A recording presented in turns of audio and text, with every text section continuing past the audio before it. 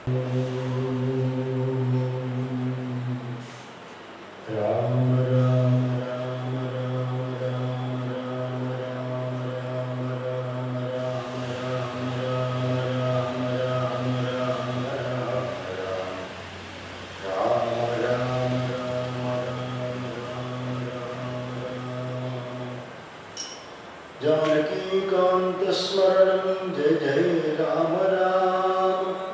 नमः पार्वती पतये हर हर महादेव। गोपिका जीवनस्मरणं गोविन्द गोविन्द। बोला पुण्डरीकवरद हरि विठ्ठल। सद्गुरु स्वामी की जय। आंजनेय स्वामी की जय। समस्त भक्त मंडल की जय। भारत माता की जय। दक्षिणामूर्ति समारंभा शंकराचार्य मध्यमा अस्मदाचार्य पर्यंता वंदे गुरु परंपरा। मंदस्मितमुकाम्भोजं महनीय गुणार्णवं मधुराभाषिणं शान्तं सर्वभूतदयापरं भक्तवात्सल्यजलधिं परमानन्दविग्रहं ज्ञानानन्दं प्रपन्नोऽस्मि निर्मलज्ञानसिद्धये। ॐ स्थापकाय च धर्मस्य सर्वधर्मस्वरूपिणे अवतारवरिष्ठाय रामकृष्णाय ते नमः। जननीं शारदां देवी रामकृष्णं जगद्गुरुं पादपद्मे तयोः श्रुत्वा प्रणमामि मुहुर्मुहुः। नमः श्रीयतिराजाय विवेकानन्दसूरये सच्चित्सुखस्वरूपाय स्वामिने तापहारिणे। जय श्री गुरु महाराज के जय। जय श्री महामाई के जय। संस्कृतத்தில் சொல்லும்போது சுதினம் அப்படின்னு சொல்லுவாங்க. என்னைக்கு நல்ல நாள் அப்படின்னா எப்போதெல்லாம் தெய்வ சிந்தனை ஓங்குறதோ எப்போதெல்லாம் மனசுல நல்ல எண்ணங்கள் எழுவதோ அந்த நாளெல்லாம் நல்ல நாள். இது வாரத்தை 7 நாள் எந்த நாளாகவும் இருக்கலாம், எந்த நேரமாகவும் இருக்கலாம். பகவத் சிந்தனை இருந்துட்டுன்னா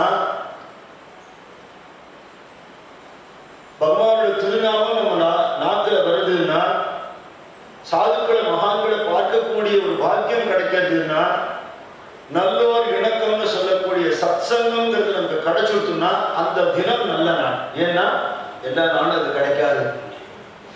எல்லா நாளும் அது கிடைக்கிறதுக்கு வாய்ப்பு இல்லை. உலக விஷயங்கள் நம்மள விட மாட்டேங்கிறது சொல்றோம். உண்மை என்னன்னா நம்ம தான் அதை விட மாட்டேங்கிறோம். அதை பிடிச்சுட்டு இருக்கோம். குருமராஜ் ஒரு கதை சொல்லுவார். உலக வாழ்க்கையிலேருந்து விடுபட முடியல அப்படின்னு ஒருத்தன் சொல்றான். சம்சாரம் விட மாட்டேங்கிறது நம்ம எல்லாரும் சொல்றதுதான். எல்லாம் வரணும் ஆசையாக தாங்க இருக்கு. கோயிலுக்கு போனோம், பஜ பாட்டெல்லாம் பாடணும், எல்லாம் நல்லதெல்லாம் செய்யணும்னு ஆசை இருக்கு. என்ன பண்றது, விட மாட்டேங்கிறது நம்ம சம்சாரம்னு. அப்படி ஒருத்தர் சொன்ன உடனே குரு என்ன பண்ணாரா, பக்கத்துல ஒரு மரம் வந்து ஏற தெரியுமா? தெரியும். நான் ஏறினேன். அது பெருசா ஒரு களை, அதை பிடிச்சி தொங்கினான். இப்ப நீ களையை பிடிச்சிட்டு இருக்கியா, களை ஒன்ன பிடிச்சிட்டு இருக்காங்க. நான் தான் பிடிச்சிட்டு இருக்கேன், நான் விட்டு விடுவேன். அதுதான் உண்மை. நம்ம இல்லைன்னா ஒரு காரியம் நடக்காதுன்னு நினைக்கிறோம். நம்ம இல்லாமையே போனதுக்கு அப்புறமா எந்த காரியமும் நிற்க போறதுங்கிறது நமக்கு தெரியுது. இப்ப இருக்கிற நேரம் எல்லாம் நல்ல நேரமாக செலவு பண்ணி கொண்டிருந்தால் பாரதியார் சொல்ற எண்ணிய ஒளிதல் வேண்டும், நல்லவே எண்ணல் வேண்டும். என் மனசுல நல்ல எண்ணங்களே உண்டாகணும். அந்த எண்ணங்கள்லேருந்து எழக்கூடிய சிந்தனைகள் எல்லாம் நடைமுறைப்படுத்தப்படணும். கெட்ட எண்ணம் மனசுல வரக்கூடாது. அப்படி எல்லா விதமான தடைகளையும் நீக்கி நமக்கு பரிபூர்ண இன்பத்தை தரக்கூடிய விநாயக பெருமானுடைய கணேச சதுர்த்தி நேற்று கொண்டாடப்பட்டது. தஞ்சாவூர் மடம் ஆரம்பித்து 1 வருஷம் பூர்த்தியாகும். போன வருஷம் இங்கே வந்து நாம விநாயக பெருமானை பற்றி நம்பியாண்டாருடைய சரித்திரத்தை இங்கே நான் உபன்யாசம் பண்ணினேன்.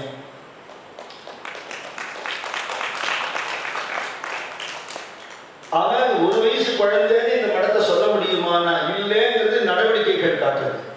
அவ்வளவு ஆக்டிவிட்டிஸ். ஒரு மடம் ஒரு ஸ்தாபனங்கிறது வெறும் கட்டடம் இல்லை. ஒரு 4 மனுஷன் உட்காந்து ஏதோ ஜெபம் பண்ணிட்டோம், பாட்டு பாடிட்டோம், 2 சாமி வச்சு பூஜை பண்ணிட்டு மட்டும் போயிட்டா அது ஒரு மடம் ஆகாது, ஆசிரமம் ஆகாது. அதை தாண்டி it should be full of activities. எப்போ பார்த்தாலும் ஜனங்களுடைய சேவையாக, அந்த சேவையே வழிபாடாக இருக்கிறது தான் சுவாமிஜி நமக்கு சொல்லி கொடுத்துருக்காரு. ஆத்மனோ மோக்ஷார்த்தம் ஜெகத்ஹிதாயச்ச அப்படின்னு தன்னுடைய ஆத்ம விடுதலைக்கும் உலகத்தில் இருக்கிற அத்தனை மக்களுடைய நன்மைக்கும் பாடுபட வேண்டியது மட்டுமே தான் நம்ம கடமை. அப்போ அந்த காரியங்கள் தொடர்ந்து நடைபெறுதுங்கிறது நமக்கு தஞ்சாவூர் மடத்திலேருந்து வரக்கூடிய செய்திகள்லேருந்து தெரியும் போது எவ்வளவு சந்தோஷமா இருக்கு. இது எப்படி சாத்தியம்? ஒரு மடம் ஆரம்பிச்ச உடனேயே வீடு நட போட முடியுமா அப்படின்னா, கிருஷ்ண பகவானோட அவதாரத்தை பத்தி சொல்லும் போது ஸ்ரீமத் பாகவதத்துல தம் அத்புதம் பாலகம் அம்புஜக்ஷணம் அப்படின்னு சுலோகம் சொல்றது. பிறந்த அன்னைக்கே அற்புத பாலகனாக பிறந்தான், கிரீடத்தோட சங்க சக்கர விதாபத்மத்தோட பீதாம்பரத்தோட அப்படி ஒரு குழந்தை பிறந்ததுன்னா, அது மாதிரி ஏன் குழந்தை பிறக்குமா? நம்புற மாதிரியே இல்லையே அப்படின்னா அது நம்ம வீட்டு குழந்தை இல்லையே, பகவான் இல்லையா? பிறந்த அன்னியிலிருந்து அற்புதம் அற்புதம் அற்புதம் அற்புதம் தான், ஒரே லீலை தான். அப்போ யார் ராமனாக வந்தானோ, யார் கிருஷ்ணனாக வந்தானோ, அவர் தானே ராமகிருஷ்ண பரமஹம்சராக வந்திருக்கார். அவருடைய மடம் அப்படின்னு சொல்லும் பொழுது அந்த மடம் வந்து ஆரம்பத்திலிருந்தே அதி உற்சாகமாக நடைபோட்டு கொண்டு ஜனங்கள் அத்தனை பேருக்கும் மகிழ்ச்சியும் ஆனந்தமும் சந்தோஷமும் சரீர பலம் ஆத்ம பலம் எல்லாம் கொடுக்கக்கூடியதா. குழந்தைகளை ரொம்ப அழகா சிலம்பு அடிக்க நான் பார்த்தேன், ரொம்ப சந்தோஷமா இருந்தது. ஏன்னா சுவாமிஜி வந்து ஸ்ட்ரென்த், அந்த வலிமையெல்லாம் நிறைய சொல்றாங்க. அது வந்து சரீர பலமும் வேணும், ஆத்ம பலமும் வேணும். உடம்பு பலமாக இருந்து நல்ல ஜம்மன் கட்டுமஸ்தான இருந்து மனசு பூரா கெட்ட எண்ணம் வருதுன்னா அவனால யாருக்கு இல்லாம சமூகத்துக்கு அவனால கெடுதல் தானே, தீவிரவாதியா போயிடுவான். மனசுல நல்ல எண்ணங்கள் இருக்கு, ஆனா ஒரு புஸ்தகத்தை பெறட்ட கூட திராணி இல்லை, அப்படி இருக்கக்கூடாது. எல்லா காரியங்களும் செய்யக்கூடிய வல்லமை, வல்லமை தாராயோ இந்த மாநிலம் பயிர்ல வாழ்வதற்கே பாரதியா. அப்படி விநாயக பெருமானுடைய திருவருளோட போன வருஷம் ஆரம்பிக்கப்பட்டது. அப்போ ஒரு ஸ்லோகம் சொன்னதாக எனக்கு நினைவு. ஒருவேளை சொல்லலைன்னா இப்ப சொல்லலாம், சொல்லியிருந்தாலும் சொல்லலாம், தப்பு இல்லை. அது விநாயக பெருமானுக்கு பொதுவாக எல்லாரும் சொல்லக்கூடிய ஒரு சம்ஸ்கிருத ஸ்லோகம். அது காவியகண்ட கணபதி முனிங்கிறவர் ரமண பகவானுக்கு சொன்னார். அதே விஷயம் நம்ம குருமராஜுக்கும் பொருந்தும்.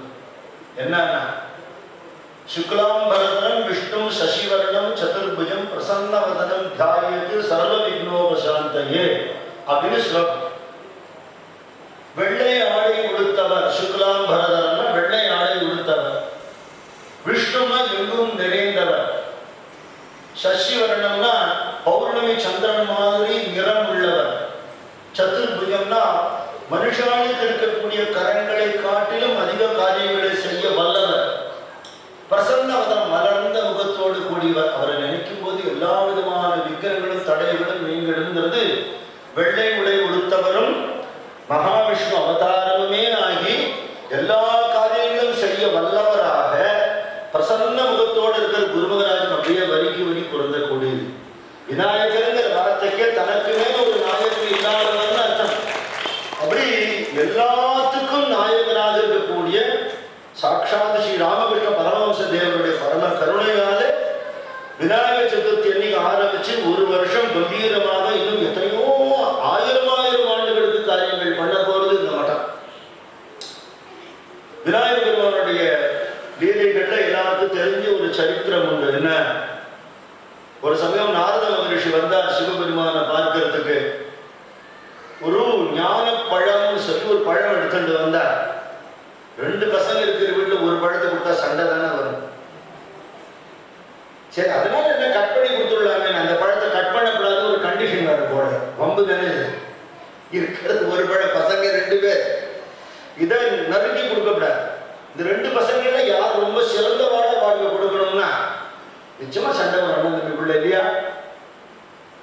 அப்படி நாரதர் சொல்லிட்டார். நாரதர் கலகம் நன்மையில் முடியும்னு அவர் கலகம் பண்றாமல் இருக்க, கடைசியில் அதோட ரிசல்ட் பிரமாதமா இருக்கும்.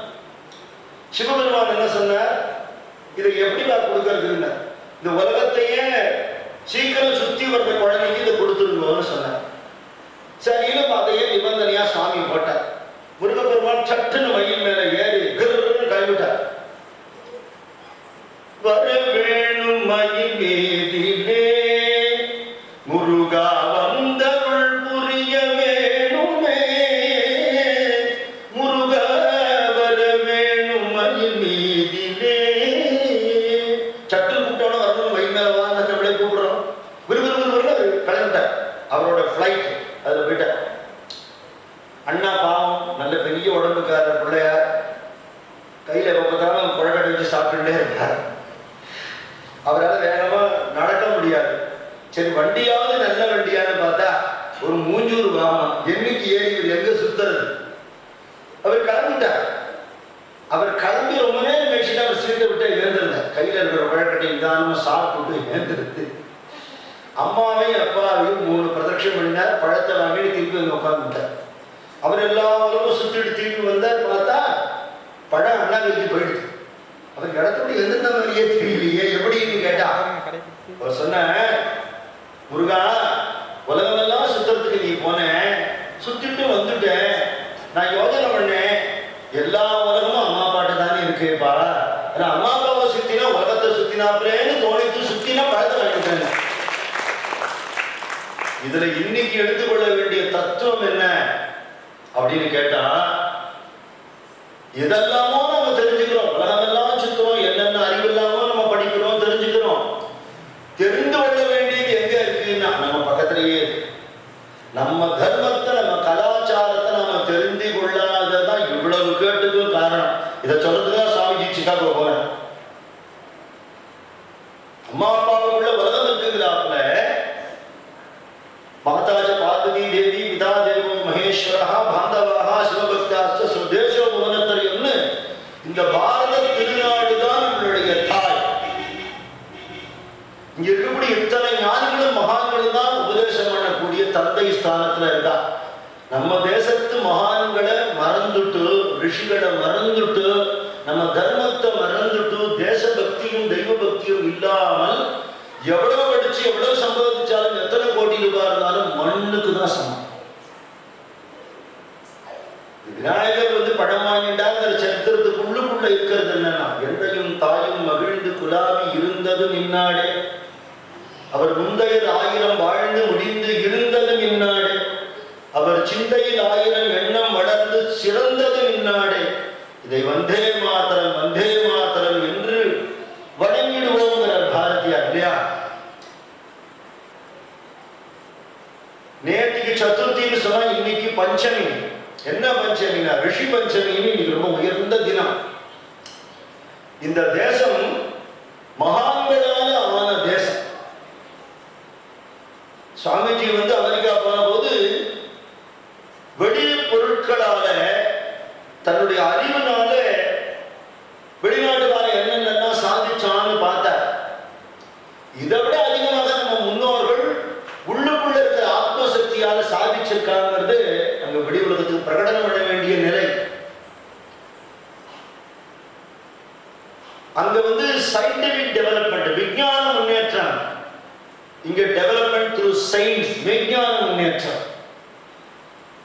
எத்தனைதான் பணம் இருந்தும் காசு இருந்தும் சௌக்கியங்கள் இருந்தாலும் மனுஷனுக்கு எது ரொம்ப ரொம்ப முக்கியம்னா, பணக்காரன் போய் கேட்டா தெரியும், நிம்மதி இல்லை சார், நிம்மதியே இல்லையம்மா. அது எப்படி இல்லாம இருக்கும்? இவ்வளோ பெரிய பங்களா இருக்கு, இத்தனை கார் இருக்கு, 7 நாளைக்கு 7 காரில் போறோம், அவ்வளோ கார் இருக்கு, நிறைய பேங்க் பேலன்ஸ் இருக்கு. நிம்மதி போனதுக்கு காரணமே இதெல்லாம் தான். சுவாமிஜியே சொல்றார், லக்ஸுரிஸ் வேண்டாம், கம்ஃபர்ட்ஸ் வேண்டாம் நான் சொல்லலைங்கிற. நிறைய வச்சுக்கோ, தேவைக்கு மேல கூட வச்சுக்கோ, ஆனா எதுவும் என்னதில்லை, ஒரு நாள் என்னை விட்டு போயிடுங்கிற ஞானம் இல்லைன்னா நீ கட்டப்படுவேன். அப்ப அந்த ஞானம் யாரு கொடுப்பான்னா நம்ம ரிஷிகள் தான். இந்த ரிஷிகள்லாம் தியாகம் பண்ணின வாழ்க்கை வாழ்ந்து உலகத்தை துன்பப்படக்கூடிய மனுஷாளுக்கும் இந்த உலகியல் வாழ்க்கையிலிருந்து சம்பந்தம் இல்லாத தெய்வத்துக்கும் நடுவுல பாலமாக பிரிட்ஜாக இருந்து அந்த தெய்வத்துடைய கட்டளைகளை மந்திரங்களை உணர்ந்து தியானம் பண்ணி அறிஞ்சு நமக்கு கொடுத்த வேதத்துக்கான முனிவர்கள். அவ கொடுத்ததுதான் நமக்கு மந்திரங்கள். வேத மந்திரங்கள்லாம் அவ ஆகாசத்துல பார்த்து நமக்கு சொன்னது. பகவானை பத்தின அத்தனை தத்துவங்களும் இந்த ரிஷிகள் நமக்கு சொன்னது. வேதம் இல்லாத உண்மையான ஆன்மீகம் இந்த ரிஷிகள் நமக்கு கொடுத்தது. சமஸ்த ஜீவராசிகளின் ஜாதி மதம் இனம் பாகுபாடு இல்லாமல் எல்லோருக்குள்ளேயும் ஒரு சைத்தன்ய வஸ்து இருக்கு. எதை தெரிஞ்சு கொண்டா இன்னும் வாழ்க்கையில துக்கமே இல்லையோ அது அவருக்குள்ளேயே இருக்கு அப்படின்னு நமக்கு உணர்வித்த மகான்கள் ரிஷிகள். அந்த ரிஷிகளை நினைவுபடுத்தி வணங்க வேண்டிய தினம் இன்னைக்கு ரிஷி பஞ்சமி. அப்படி ஒரு தினமா அமைஞ்சது. அப்படி அந்த ரிஷிகள் இருக்கக்கூடிய ரிஷி மண்டலம்னு இருக்கு. சப்த ரிஷி மண்டலம் 7 ரிஷிகள் பிரதானமாக இருக்கா.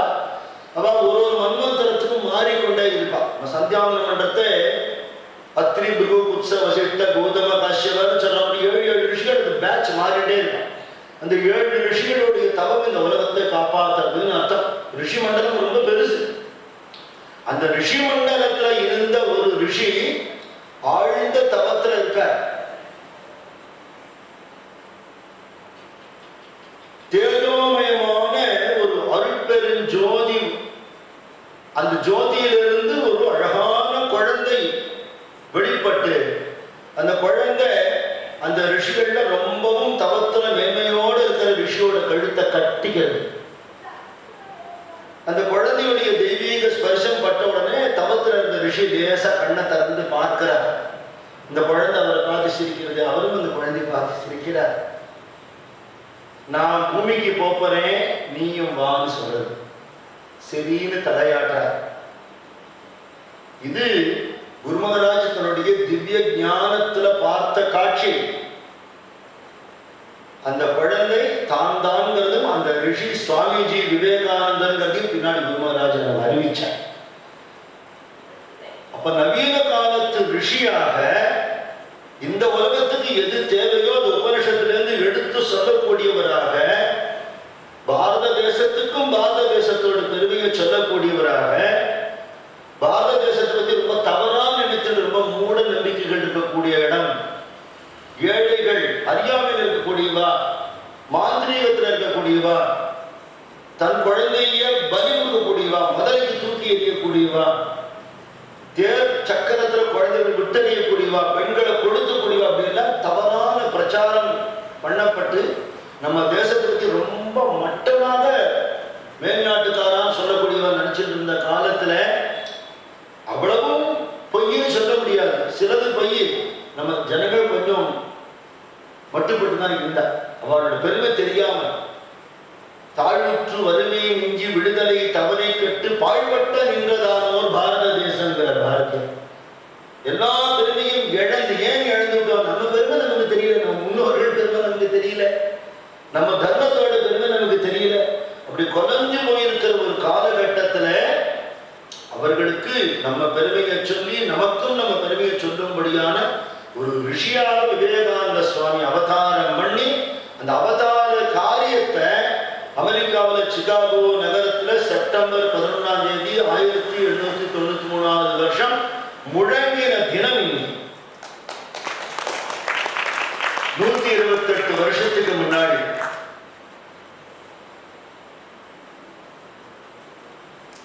உலகத்துக்கே ஒரு ரிஷி வாக்காக அவர் கொடுத்திருந்தார். அதை நம்ம இன்னைக்கு பேச போற தினம் ரிஷி பஞ்சமியாலேயே அமைஞ்சிருக்கு. ரொம்ப விசேஷமான இன்னொரு விசேஷமும் சேர்ந்திருக்கு. என்னன்னா, விவேகானந்த சுவாமி என்ன உபதேசம் பண்ணினாரோ அதை முழுமையாக உள் வாங்கி கொண்டு அதுவே தன்னோட சிந்தனை, அதுவே தன்னோட வாழ்க்கையில் இருந்து தன்னுடைய அத்தனை கவிதைகளையும் அதை வெளிப்படுத்தி, தன் கட்டுரைகளை வெளிப்படுத்தி, அந்த ஆத்ம விடுதலை தேச விடுதலைங்கிற ரெண்டுத்துக்காகவும் பாடுபட்ட மகாகவி பாரதியார் தன் திருமேனியை விட்டு 100 வருஷம் ஆகும். எல்லா விசேஷமும் இன்னைக்கு ஒன்று சேர்ந்து விவேகானந்த சுவாமியுடைய சிஷ்யான சகோதரி நிவேதிதா தான் பாரதியாருடைய குருமணின்னு அவரே சொல்ற. அவர் நிறைய மகான்கள்கிட்ட பல விஷயங்கள் தெரிஞ்சுட்டு இருக்க. குறிப்பா பெண்களுக்குள்ள தெய்வீகம் இருக்கு, அம்பாளோட அம்சங்கிறதையும் தேச விடுதலைங்கிறதையும் ரெண்டையும் நிவேதிதா தேவிட்டேன்னு தெரிஞ்சுட்டேன் நான் பேசிட்டேன். அவர் பாண்டிச்சேரியில் இருந்த பொழுது அவருக்கு ஆத்ம ஞானம் கிடைச்ச விஷயத்த குருக்கள் துதியில சொல்லியிருக்கார்.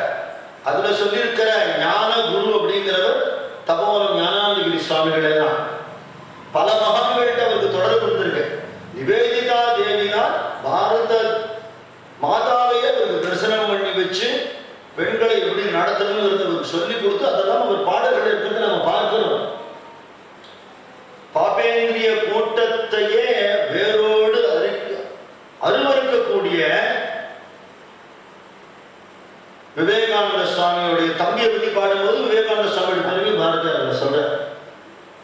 அப்படி விநாயக பெருமானுடைய திருவருளும் விவேகானந்த சுவாமியுடைய வாக் சக்தி வழிபட்ட தினமும் பாரதியாருடைய நினைவு தினமும் மூன்றும் சேர்ந்திருக்கக்கூடிய இந்த ஒரு அருமையான தினத்துல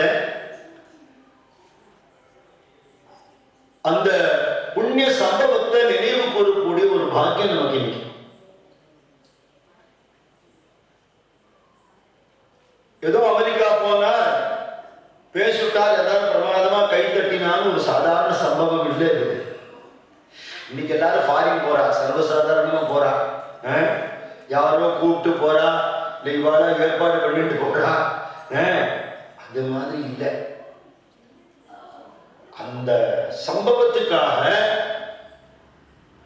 எத்தனை பேர் பின்னாடி பாடுபட்டிருக்கா, எத்தனை பேர் தியாகம் பண்ணியிருக்கா. அப்படி ஒரு சம்பவம் நடந்து அதனால பாரத தேசத்தோட தலையெழுத்து உலகத்தோட தலையெழுத்தை எப்படி மாறக்கூடியதுங்கிறது சுவாமிஜி தீர்க்க தரிசனத்துல தெரிஞ்சிட்டது. அவரோட பரிவிராஜக வாழ்க்கையில குருமராஜ மகாசமாதியான பிறகு ஒரு வாண்டரிங் மோக்குன்னு சொல்லுவார். அதாவது நடமாடக்கூடிய துறவி, ஊர் ஊராக ஒரு இடத்துல சஞ்சரிச்சு கொண்டு ஒரு இடத்துல தங்காமல் அப்படியே சஞ்சாரம் பண்ணி கொண்டே இருக்கக்கூடிய பரிவிராஜக வாழ்க்கை. தனக்கு தங்கறதுக்கு ஒரு இடம் கிடையாது, ஆகாரம் கிடைச்சாதான் உண்டு. அப்படி எந்த விதமான வசதிகளையும் எதிர்பார்க்காத ஒரு நிலை. அந்த நிலையில ஒரு நடமாடக்கூடிய துறவியாக இருந்திருக்கார். வாழ்க்கையிலே கொஞ்சம் சிரமங்களை படும்போதுதான் நமக்கு தெய்வத்தோட அருள் புரியும். எப்பவும் சௌக்கியமாவே இருந்துட்டா தெரியாது. சின்ன வயசுல ஒரு சமயம் ஒரு பையனை கொண்டு போய் ராமகிருஷ்ணா ஹோம்ல சேர்க்கறதுக்கு பெற்றோர்கள் முயற்சி பண்ணினான். எனக்கு அப்ப அது புரியல. எதுக்கு அம்மா அப்பா இருக்கும்போது இந்த பையனை கொண்டு போய் எங்கேயோ விடுறாளே, யாரும் அம்மா அப்பா இல்லாத குழந்தைன்னா அப்படிதான் விடணும், வேற வழி இல்லை அப்படின்னா. அதுக்கு அந்த பெற்றோர்கள் சொன்னா, நம்ம எல்லாம் செல்லம் கொடுத்து கெடுத்துடுவோம் குழந்தைகளை வளர்க்க தெரியாது. அப்படி இல்லாமல் வேணுங்கிறதையும் கொடுத்து வேண்டாத குணங்களை நீக்கி நல்ல உயர்ந்த பண்புகளோட குழந்தைகள் வளர்க்கப்படணும்னு சொன்னா இது மாதிரி தெய்வீகமான ஆசிரமங்கள்ல தான் வளர்க்கப்படணும். அதுக்காக தான் கொண்டு போய் விடுறோம்னா. இன்னொன்னு சொன்னா, யாரெல்லாம் ராமகிருஷ்ணா ஹோம்ல படிச்சிருக்காளோ எல்லாரும் வாழ்க்கையில எல்லா விதத்திலையும் சிறந்த நிலையில இருக்காங்க. இதுக்கு ஏராளமான பிரமாணங்கள் இருக்கு. இன்னைக்கும் ஸ்ரீ ராமச்சந்திர பிரபுவே சீதாட்ட கேட்கிறாரா. அப்ப சீதைக்கு கர்ப்ப காலம், மசக்க நேரத்துல என்ன கேட்டாலும் வாங்கி கொடுக்கணும். உனக்கு என்னமா வேணும்னு கேட்கிறார். மிதிலையுடைய இளவரசி, அயோத்தியுடைய மகாராணி, ராமச்சந்திரமூர்த்தியுடைய தர்மபத்னி, சாட்சாத் மகாலட்சுமி அவதாரம். சாமிஜி சொல்றார், பாரத தேசத்து பெண்களுக்கெல்லாம் யாரு ரோல் மாடலாம்? சீதாதேவி. சீதாதேவியை மனசுல நினைத்துக் கொண்டுதான் எல்லாரும் வாழணும். யார் யாரையோ நம்ம ஹீரோ ஹீரோயின் ஃபாலோ பண்றோமே, அதெல்லாம் வேஸ்ட். சீதாதேவி தான் நிஜமான ஹீரோயின் இல்லையா?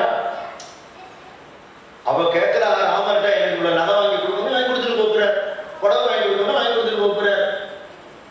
உத்தர ராமாயணத்தை இருக்கு இந்த செய்தி. என்னதான் நம்ம அரண்மனைக்கு வந்துட்டோம், பட்டாபிஷேகம்லாம் ஆயிடுச்சுன்னா கூட இந்த காட்டுற ரிஷிகளோட தபோவனங்கள்ல வாழ்ந்தோமே, அந்த வாழ்க்கை எனக்கு ரொம்ப பிடிச்சிருக்கு, என்ன அங்க கூட விடுங்கிறாள். அங்க போயிட்டு அந்த ரிஷிகளுக்கு எல்லாம் கமண்டலம் கொடுத்து, மாந்தோல் கொடுத்து, மரபுரி கொடுத்து அவளெல்லாம் சேமிச்சுட்டு வரணும்னு ஆசைப்படுறேன்னு சொல்ல, ஏதோ ஒரு காரணத்தை உண்டாக்கி ஆசிரமத்துல லட்சுமணன் விட்டு விடும்படியாக பண்ணினா. எதுக்குன்னா குழந்தைகள் பிறந்து குசலவாள் 2 பேரும் பிறந்து அரண்மனையில வளர்ந்தா ராஜகுமாரர்களா வளருவா. வால்மீகி ஆசிரமத்தை வளர்ந்தா ரிஷி குமாரர்களா வளருவா.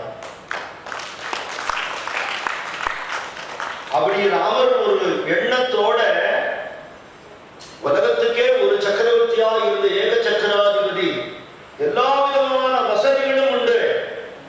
ஆனா ஆன்மீகம் அங்க கிடைக்காது. ரிஷி ஆசிரமத்தில் விட்டதோட பலன் என்ன? ராமாயணத்தை எழுதி, ராமர் காலத்திலே ராமர் சரித்திரத்தை எழுதி அதை 2 குழந்தைகளுக்கு சொல்லி கொடுத்து முதல்ல ராமாயண உபன்யாசம் ராமர் எதிர்க்கையே பண்ணினது யாருன்னு 2 பசங்க தான். அப்ப நம்ம குழந்தைகள் பண்போட வளரணும்னு சொன்னா வாழ்க்கை ஆன்மீக வாழ்க்கைங்கிறது அதி அவசியம். விவேகானந்த சுவாமி சரித்திரத்திலேயே குருமகராஜுக்கு வர்றதுக்கு முன்னாடி தாயார் அவ்வளவு நல்ல விஷயங்கள் சொல்லி கொடுத்துருக்காங்க. நமக்கு தெரிஞ்சாதான் நம்ம சொல்லி தர முடியும். நம்மளே டிவியில் இருக்கிற சீரியல்லாம் பார்த்துட்டு இருந்தோம்னா மணி ஆயிடுச்சுன்னா தலைவரிக்க வீட்டுக்கு போயிடுவோம். ஏன்னா இந்த சீரியல் விட்டு போட்டோம். என்ன ஆக போகுதுன்னு தெரியல. நேற்று இப்படி படக்கம் முடிச்சுட்டான், இன்னைக்கு என்ன ஆக போகுதுன்னு தெரியலையே, நம்ம வாழ்க்கை என்ன ஆக போகுதுன்னு நமக்கு தெரியலையே, இது ஒரு சீரியல் இருக்க. அப்படி இல்லாமல் ஆன்மீக விஷயங்களை பெரியவர்கள் பெற்றோர்கள் தெரிஞ்சுட்டு குழந்தைகளுக்கும் சொல்லிக் கொடுத்து அந்த குழந்தைகள் நல்ல பண்புள்ளவர்களாக வளர்ந்து விட்டா அவனால்தான் தேசத்துக்கும் உலகத்துக்கும் சுபிக்ஷம் இருந்தா. புவனேஸ்வரி அம்மா அப்படி எல்லாம் சொல்லிக் கொடுத்தா சுவாமிஜிக்கு, விவேகானந்த சுவாமிக்கு. அதுக்கப்புறமா ஆன்மீக தாகத்தோட அலைஞ்சவரவர். கடவுள் உண்டுன்னு சொன்னா அந்த கடவுளை பார்க்கணும். சரி உண்டு யாரும் சொல்றா, இருக்குமா இருக்கும், இல்லைன்னு இத்தனை கோயில் தான் இருக்குமான்னு போய் தேங்காய் உடைக்கிறான், குழந்தை நியோஜிக்க மாட்டான், ஏதோ இருக்கும் போது இருக்கு அப்படின்னு அனுமானத்துல பக்தி பண்ணக்கூடாது, அசம்ஷன்ல பக்தி பண்ணக்கூடாது. ஹனுமான் மாதிரி பக்தி பண்ணணும், அனுமானத்துல பக்தி பண்ணக்கூடாது. இருக்கலாம் இல்லாமலும் இருக்கலாம், அப்படி இருக்கக்கூடாது, இருக்கணும். இத்தனை பேர் சொல்றது பொய்யா இருக்காது. அப்ப நான் ஏன் ஒரு பார்க்க முடியாது? பார்க்கணும். பார்க்கறதுக்கு என்ன பண்ணணும்? இது சாமிஜியோட வழி. குரு மகாராஜ் அவரோட காலத்துல அவருக்கு முன்னாடி வாழ்ந்த மகான்கள் பாடல்கள்லாம் படிச்சு உருகி, இவாள்லாம் அம்பாளை நேர பார்த்துருக்காள், காளி தேவியை பார்த்து உருகி பாடியிருக்காள். அது ஏன் எனக்கு கிடைக்க கூடாது? அந்த உருக்கம் எனக்கு ஏன் வரல? நான் அது யார்கிட்ட கேட்கணும்? அம்பாளையே கேட்கிறேன். உன்னை எப்படி கும்பிடணுங்கிற வழியை நீயே எனக்கு காட்டு, நீயே எனக்கு உருக்கத்தை கொடு, நீயே பக்தியை கொடு. கதறி கதறி உருகி உருகி அழுதா உன்னை பெறலாமே பார்த்துட்டார். இவர் வீர இளைஞர், பார்க்கறதான் கேட்பார், கடவுளை பார்த்திருக்காரு. கடவுள் இருக்காருப்பா, பார்க்க முடியாது, பார்க்க முடியாது இருக்கும். எப்படி இவ்வளவு கோயில் வந்தது, இவ்வளவு சாமி வந்து தெளிவான பதில் யாராலையும் கொடுக்க முடியல. காரணம் என்ன? எல்லாருமே அனுமான பக்தி தான் பண்ணிட்டு இருந்திருக்காங்க. குருமராஜ் வந்து பார்த்த உடனே அவர் என்ன சொன்னார்? பார்க்க முடியும், உன்னை நான் பார்க்கிறதை விட தெளிவாக பார்க்க முடியும், உனக்கு காட்டவும் முடியும்னு சொன்ன உடனே அப்படின்னு சரணாகதி பண்ணிட்டார். உடனே சாமியை காட்டணும் இவருக்கு கேட்கிற உடனே இருந்தா பார் அப்படின்னு ஒரு காட்டல. பல நாளும் கழிச்சுதான் வேற ஒரு சந்தர்ப்பத்தில் தான் அம்பாள் தரிசனம் கிடைக்கிறது. இப்ப கடவுளை பார்க்கணும்னு ஆசைப்பட்டு மகானா தேடின்னு போனவர் ஒரு மகானை பார்த்துட்டால் அவர் நான் பார்த்துட்டேன் உனக்கு காட்ட முடியும்னு சொல்லிட்டு காட்டுவோம் ஏன் கேட்கறீங்கன்னா, நாம யார்கிட்ட கடவுளை காட்டுன்னு கேட்கிறோமோ அவர் கடவுளே போய் புரிஞ்சு விட்டார். கடவுளை பார்த்துருக்கேன் யாரை கேட்கிறோம்? கடவுளையே கேட்கிறோம்.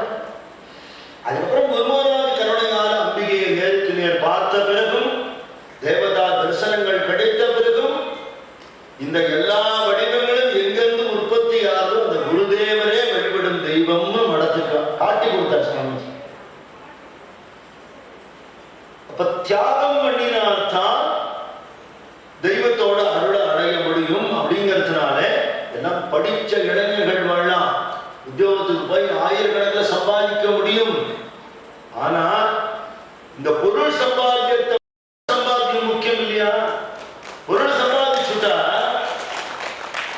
அவ அப்பா விஸ்வநாத தத்தர் மாதிரி ஒரு நரேந்திர தத்தர் பெரிய வக்கீலாக இருப்பார், இல்ல ஐஏஎஸ் படிச்சிருப்பார். அந்த காலத்துல பெருசா பங்களா எல்லாம் கட்டி சௌரியமா இருந்திருப்பார். கல்கத்தால இருக்கிற எத்தனையோ சாட்டர்ஜி, பானர்ஜி, தத்தா மாதிரி அவர் பண்ணியிருப்பார் தெரியாது. இன்னைக்கு உலகம் பூரா நாஸ்திகர்கள் உள்பட விவேகானந்த சுவாமியோட பெருமையை சொல்றார். நம்மளாம் சொல்றது ஆச்சரியம் இல்லை.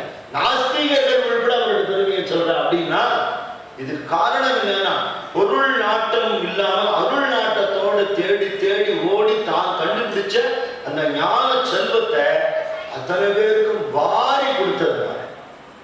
நமக்கு மட்டும் இல்லை, உலகம் கூட அவ்வளவு பேரும் நன்றாக இருக்கணும். கட்டத்துக்கு காரணம் என்ன? அஜ்ஞானம், அறியாமை. இன்பத்துக்கு சுகத்துக்கு காரணம் என்ன? ஞானம்.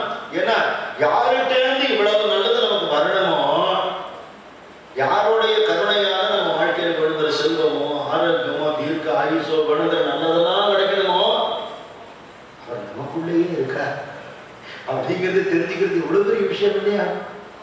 ஒரு பெரிய புதையலுக்கு மேலேயே ஒருத்தவங்க காண்டி பிச்சை எடுத்துட்டு இருந்தாங்க, அப்புறம் என்ன நம்ம இருக்கோம்? இதை காட்டுறதுக்காக தியாகத்தினால தபஸினால தான் உணர்ந்த விஷயத்தை உலகம் முறையாக தெரிஞ்சுக்கிறதுக்கு சுவாமி அறிவிச்ச தினம் இன்னைக்கு செப்டம்பர் 11. இதோ சர்வசமய மாநாட்டில் கலந்துட்டார், ஹிந்து தர்மத்தை ரெப்ரசன்ட் பண்ணினாருங்கிறதுலாம் இல்லை. உலகத்தில் இருக்கிற அவ்வளவு பேருக்கும் பொதுவான மதம் சுவாமியோடது. ஏன்னா ஹிந்து தர்மம்னு ஒரு தர்மமாக அதுக்கு ஒரு பேர் கிடையாதுங்கிறது தான் நிஜம். சனாதன தர்மம்னு சொல்றோம், அதுவாக அது பேரான அனுமதி பேரு பழமையானது. காஞ்சி மகாபெரிவள் தெய்வத்தின் குரல்ல சொல்ற, ராமசாமிங்கிற பேர்ல 4 பேர் இருந்தா அடையாளத்துக்காக வெள்ளராமசாமி, கருப்புராமசாமி, நட்டராமசாமி, குண்டராமசாமின்னு சொல்ற மாதிரி பல மதங்கள் இருந்தா அதுக்கு ஒரு பேர் வைக்க வேண்டியதா இருக்கு. ஜீசஸ் கிரைஸ்ட் மூலமாக ஒரு மதம் வந்தது, அதுக்கு கிறிஸ்டியானிட்டின்னு பேரு இல்லையா? முகமது நபி மூலமாக வந்தது இஸ்லாம்னு பேரு, புத்தர் மூலமா வந்தது புத்திசம் பௌத்தம்னு பேரு, ஜீனங்கிற மகாவீரர் மூலமா வந்தது ஜெயினிசம்னு பேரு. ஹிந்து தர்மத்துக்கு அப்படி ஸ்தாபகர்கள் யாருமே கிடையாது. ஏன்னா அது அனாதியானது, எப்ப ஆரம்பிச்சதுன்னே கிடையாது. அதுக்கு ஆரம்பமும் இல்லை, எதுக்கு ஆரம்பம் இல்லையோ அதனால அது முடிவும் இல்லை. அப்படி அது மட்டுமானா மற்ற மதங்கள்லாம் ஒரு ஆறு மாதிரி, கங்கை, காவேரி, தாமிரபரணின்னு சொல்றோமே, அது மாதிரி ஒரு ஆறுகள் மாதிரி. நம்மளுடைய வேத மதம்ங்கிறது பேர் வைக்கணும்னா அது கூட வைக்கிற பேர் தான் வேத மதம்னு சொல்லலாம், வேதாந்த மதம்னு சொல்லலாம். பாக்கி எந்த பேரும் அது பொருந்தாது. இது சமுத்திரத்திலேருந்து எல்லா நதிகளும் உண்டாகி திரும்பி சமுத்திரத்தையே கலக்கிறது போல எல்லா மதங்களுக்கும் தாய் மதம்ங்கிறத சுவாமிஜி டிக்ளேர் பண்ண. ஹிந்து தர்மத்தை ரெப்ரசன்ட் பண்ணல. இந்த தர்மங்கள்லாம் மேடையில் இவ்வளவு பேர் உட்காந்துருக்காங்க, இவ்வளவு பேரும் எதை சொல்றாலோ இதுக்கு ஆரிஜின் எதுவோ அந்த தாய் மதத்திலேருந்து வரேன்னு சொல்ற. இப்படிமே அமெரிக்காவில் போய் சொல்ல வேண்டிய அவசியம் என்ன இருக்குன்னு கேட்டா, குருமராஜ் மகாசமாதியான பிறகு அந்த பக்த கூட்டம் சதிரிடாமல் இருக்கிறதுக்கு தான் இருக்கும் பொழுதே அந்த பசங்களை ஒரு பொறுப்புல விட்டுட்டு போறேன்னு குருமராஜ் சொல்லிட்டு போயிட்டார். எல்லாம் கிட்டத்தட்ட சம வயசு இளைஞர்கள், வீட்டுல எல்லாம் ஆதரவா இருக்கும், ஆதரிக்கும். ஆதிசங்கர சரித்திரத்துல ஆரியம்மாள் வந்து பாடசாலைக்கு வந்து ஓன்னு எழுதலாம். ஆதிசங்கர் அம்மா, அந்த அம்மா வெளியிலேயே வரமாட்டா. என்னம்மா இப்படி அழகா, கட்ட கனவு கண்டேன்டா சங்கரான்னு எழுதலாம். என்னம்மா கட்ட கனவு கண்டேன், நான் சாகராப்புல கண்டியா, என் உடம்புடியிலேன்னு கண்டியா? அப்படி இல்லடா, நீ சன்னியாசியாராப்புல கட்ட கனவு கண்டேன்டா. ஆதிசங்கரே சொல்ற, எங்க அம்மா அப்படி சொன்னான். அம்மா காலமான பிறகு அவர் எழுதின ஸ்லோகத்துல அது வருது. அப்போ சன்னியாசிகளை நம்ம வணங்குவோம். நம்ம வீட்டில் இருக்கிற சன்னியாசியை போனாலும் எத்தனை பேர் ஒத்துப்போம் இல்லையா? அது எவ்வளவு பெரிய விஷயம். அது உலகம் வாழறதுக்காக தன் வாழ்க்கையை தியாகம் பண்ணக்கூடியது சன்னியாச வாழ்க்கை. இது எல்லாத்துக்கும் கிடைச்சிருமா?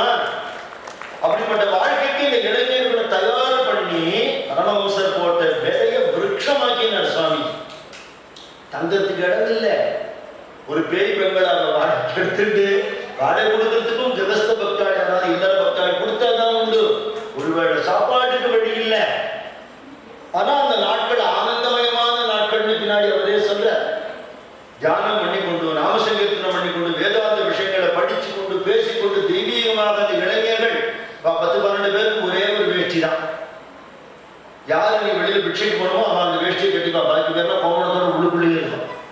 அதான் கஷ்டமான ஒரு வாழ்க்கை. ஆனா துறையில அந்த கஷ்டங்கிறது ஒரு அந்தம் தானே, ஒரு தியாகம் தானே. அப்படியே நாம் இருந்து இந்த இளைஞர்கள்லாம் கட்டுக்கோப்பாக ஆக்கி ஒரு ஸ்தாபனத்துக்கான ஆரம்ப கட்டத்தை உண்டாக்கிட்டு பரிவிடாதுன்னா கிளம்பிட்டார். ஒரு 5 5 வருஷத்துக்கு அவர் பாதம் படாத இடம் இல்லைங்கிற அளவுக்கு அப்படி பேர் ஊர் தெரியாத சன்னியாசியாக சுத்திருக்கார். யாருன்னு தெரியல, பார்த்தா அப்படிங்கிற கம்பீரமான ஒரு சொரூபம். ஆண்மை உருக்கொண்ட அந்தணன் எங்கள் அண்ணல் விவேகானந்தனின் மாண்பை அளந்திட எண்ணினால் இந்த மண்ணையும் விண்ணையும் பண்ணலாம் ஒரு பாட்டு. யாரு உலகத்தையே சிருஷ்டி பண்ற அளவுக்கு சக்தி உள்ளவாளோ அவ மட்டும்தான் விவேகானந்த சுவாமியுடைய பெருமை என்னன்னு தெரிஞ்சுக்கிறதுக்கு முயற்சி பண்ண முடியுங்க. அப்படின்னா பகவானுக்கு தான் 8வது பேர்பட்டவர். பார்த்த மாத்திரத்திலே இந்த சொரூபத்தை இப்படி இருக்காரு அப்படின்னு தோணுது. ஒரு 5 நிமிஷம் பேச்சு கொடுத்தா இவ்வளவு மேதையா, இப்பேற்பட்ட ஒரு ஞானமா, பார்க்க சின்ன பையனா இருக்காரு. பரிவிராஜ வாழ்க்கையில அவர் சுத்தும் போது அவருக்கு 25 வயசு தான் இருக்கும். சிகாகோ போகும்போது 30 வயசு தான்.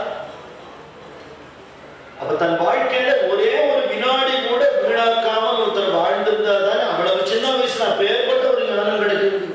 இளமை காலத்தை இப்படி எல்லாம் வீண் பண்றோம் நாம நினைச்சு பார்க்கணும். அப்படி நாட்டுல சுத்தின பொழுது இந்த ஏழைகள் நாம் அப்படி கஷ்டப்படுறத பார்க்கிற எங்கேயோ ஒரு சில பேர் இல்ல, தேசம் பூரா ஏழ்மையில இருக்கு.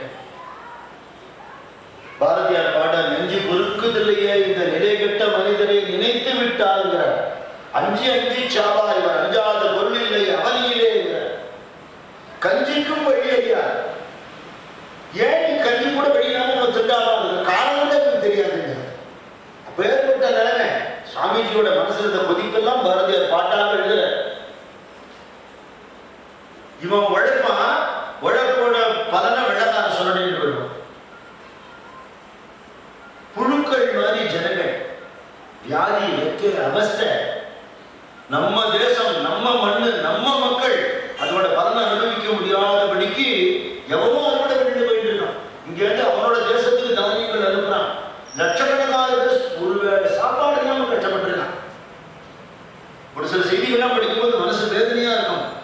நிலத்துல வேலை செய்யறதுக்கு கூலி ஆட்கள் நியமிப்பான் வெள்ளக்காரன். காசு கிடையாது. ஒரே ஒரு வேளை கீரை எல்லாம் போட்டு குருண அரிசியால காய்ச்சின கஞ்சி, ஒரே ஒரு டம்ளர், இந்த ஒரு டம்ளர் கஞ்சிக்கு கூட்டம் கூட்டமா வந்து ஜனங்கள் வேலை செய்வாங்க. அவ்வளவு கஷ்டப்பட்டிருக்காங்க ஜனங்கள். இன்னொரு பக்கம் மதங்கிற பேரால மாந்திரீகம், மூட நம்பிக்கைகள், இது ஒரு பக்கம். இன்னொரு பக்கம் வெள்ளக்காரனுக்கு பால் பிடிக்கக்கூடிய ராஜாக்கள். அப்பதான் ராஜாக்கள் ஆட்சி தானே, விடுதலை கிடைக்கிறதுக்கு முன்னாடி சமஸ்தான அதிபதிகள். அவன் வந்து தன்னோட சௌரியத்தை பார்த்துட்டு அரண்மனைக்குள்ள உட்கார்ந்து கம்ஃபர்டபிள் லைஃப், ஆடல் பாடலாம் வேடிக்கை பார்த்துட்டு மந்திரியை பார்த்து எல்லாம் சௌக்கியமா இருக்காங்க ஒரு கேள்வி விட்டு கொண்டு வெளியே சுற்றி பார்க்காம ராஜாக்கள். ஜனங்கள் கட்டப்பட்ட பத்தி கவலையே, வரி வசூல் பண்ண வேண்டியது, இவன் தங்கத்தட்டை சாப்பிட வேண்டியது, பன்னீர்ல குடிக்க வேண்டியது, இப்படி ராஜாக்கள் இருக்கணும். இங்கிலீஷ் பேசிட்டு அவனுக்கு ஒரு மரியாதை. நம்ம சனாதன தர்மத்தை மரியாதை கிடையாது, தெய்வ வழிபாடுகள மரியாதை கிடையாது. இப்படி வெள்ளக்கார முகத்தில் இருக்கிற மக்கள், இப்படி வெவ்வேறு விதமான ஜனங்களை பார்க்கிற, இன்னென்ன காரியங்களை பண்ணணுங்கிறதுக்காக ஏற்பட்ட வர்ணாசிரமத்தை தவறாக பயன்படுத்தி ஜனங்களை பேதப்படுத்தி குழப்பறவங்களை பார்க்கிற நிஜமான ஆன்மீகமே இல்லை. இன்னொரு பக்கம் வறுமையில் இருக்கிற மக்களை பணம் கொடுத்து மதம் மாற்றக்கூடியவங்களை பார்க்கிற, இப்படி ஒரு மோசமான நிலையை பார்த்து இது எப்படி சரி பண்றது? ஒருத்தர் கஷ்டப்படுறாங்கன்னா 10 ரூபாய் எல்லாம் வச்சுக்கோன்னு கொடுக்கலாம். ஒரு 100 பேர் சாப்பாடு போனா யாரும் பிக்ஷை எடுத்து காசு வாங்கி போடலாம். ஒரு தேசமே பாய்பட்டு கிடக்கலாம், என்ன பண்ண முடியும்? அப்போ மன்னர்கள் எல்லாம் போய் பார்த்து இந்த ஜனங்கள்லாம் ஒரு கஷ்டப்படுறாரு, இதுக்கு நீங்க ஏதாவது பண்ணக்கூடாதா? அப்படின்னா இங்கிலீஷ்ல பேசுறதுனால அவ கொஞ்சம் மரியாதை கொடுப்பா. ஆனா அதே நேரத்தில் அவ காசு கூட செலவழிச்சு சாப்பிட செத்து போறான், எனக்கு என்ன வந்தது அப்படின்னு இருக்கக்கூடிய எண்ணம் உள்ள மன்னர்கள் நிறைய பேர் இருந்தா. சுவாமிஜி வார்த்தையை செவமெடுத்து மாறின மன்னர்களும் இருந்தார். அப்படி ராஜாக்களையும் பார்த்தார், ஏழைகளை பார்த்தார், நாட்டோட நிலைமையை பார்த்தார். இதெல்லாம் மாற்றணும்னு சொன்னா ஒரே வழி இருக்கு. ஜனங்கள் வந்து வெள்ளக்காரன் சொன்னாதான் கேட்கிறார், ஃபாரின்ல இருந்து சொன்னாதான் கேட்கிறார். இந்த பழக்கம் அப்ப இல்லை, இன்னைக்கு வந்து இன்னும் போல. வெள்ளக்காரன் நம்மளை விட்டு போயிட்டான், 75வது சுதந்திர தினம்னு சொல்றோம். அந்த ஆளுமை நம்மளை விட்டு போல, நம்மளோட மனசுல இருக்கிற இந்த ஸ்லேவரி அடிமைத்தனம் நம்மளை விட்டு போல. ஒரு இடத்துக்கு போயிருந்தேன். அங்கே சன்னிதானம் கோவிலில் நின்று இருக்கும்போது ஒரு பத்திரிகை ஆசிரியர் எனக்கு தெரிஞ்சவர் வந்தார். அவர் சொன்னார், ஒரு குறிப்பிட்ட ஒரு பாகவதர் பேரை சொல்லி பாண்டரங்க பக்தா சரித்திரத்தெல்லாம் எழுத சொல்லி பத்திரிகையில கேட்டிருக்கேன்.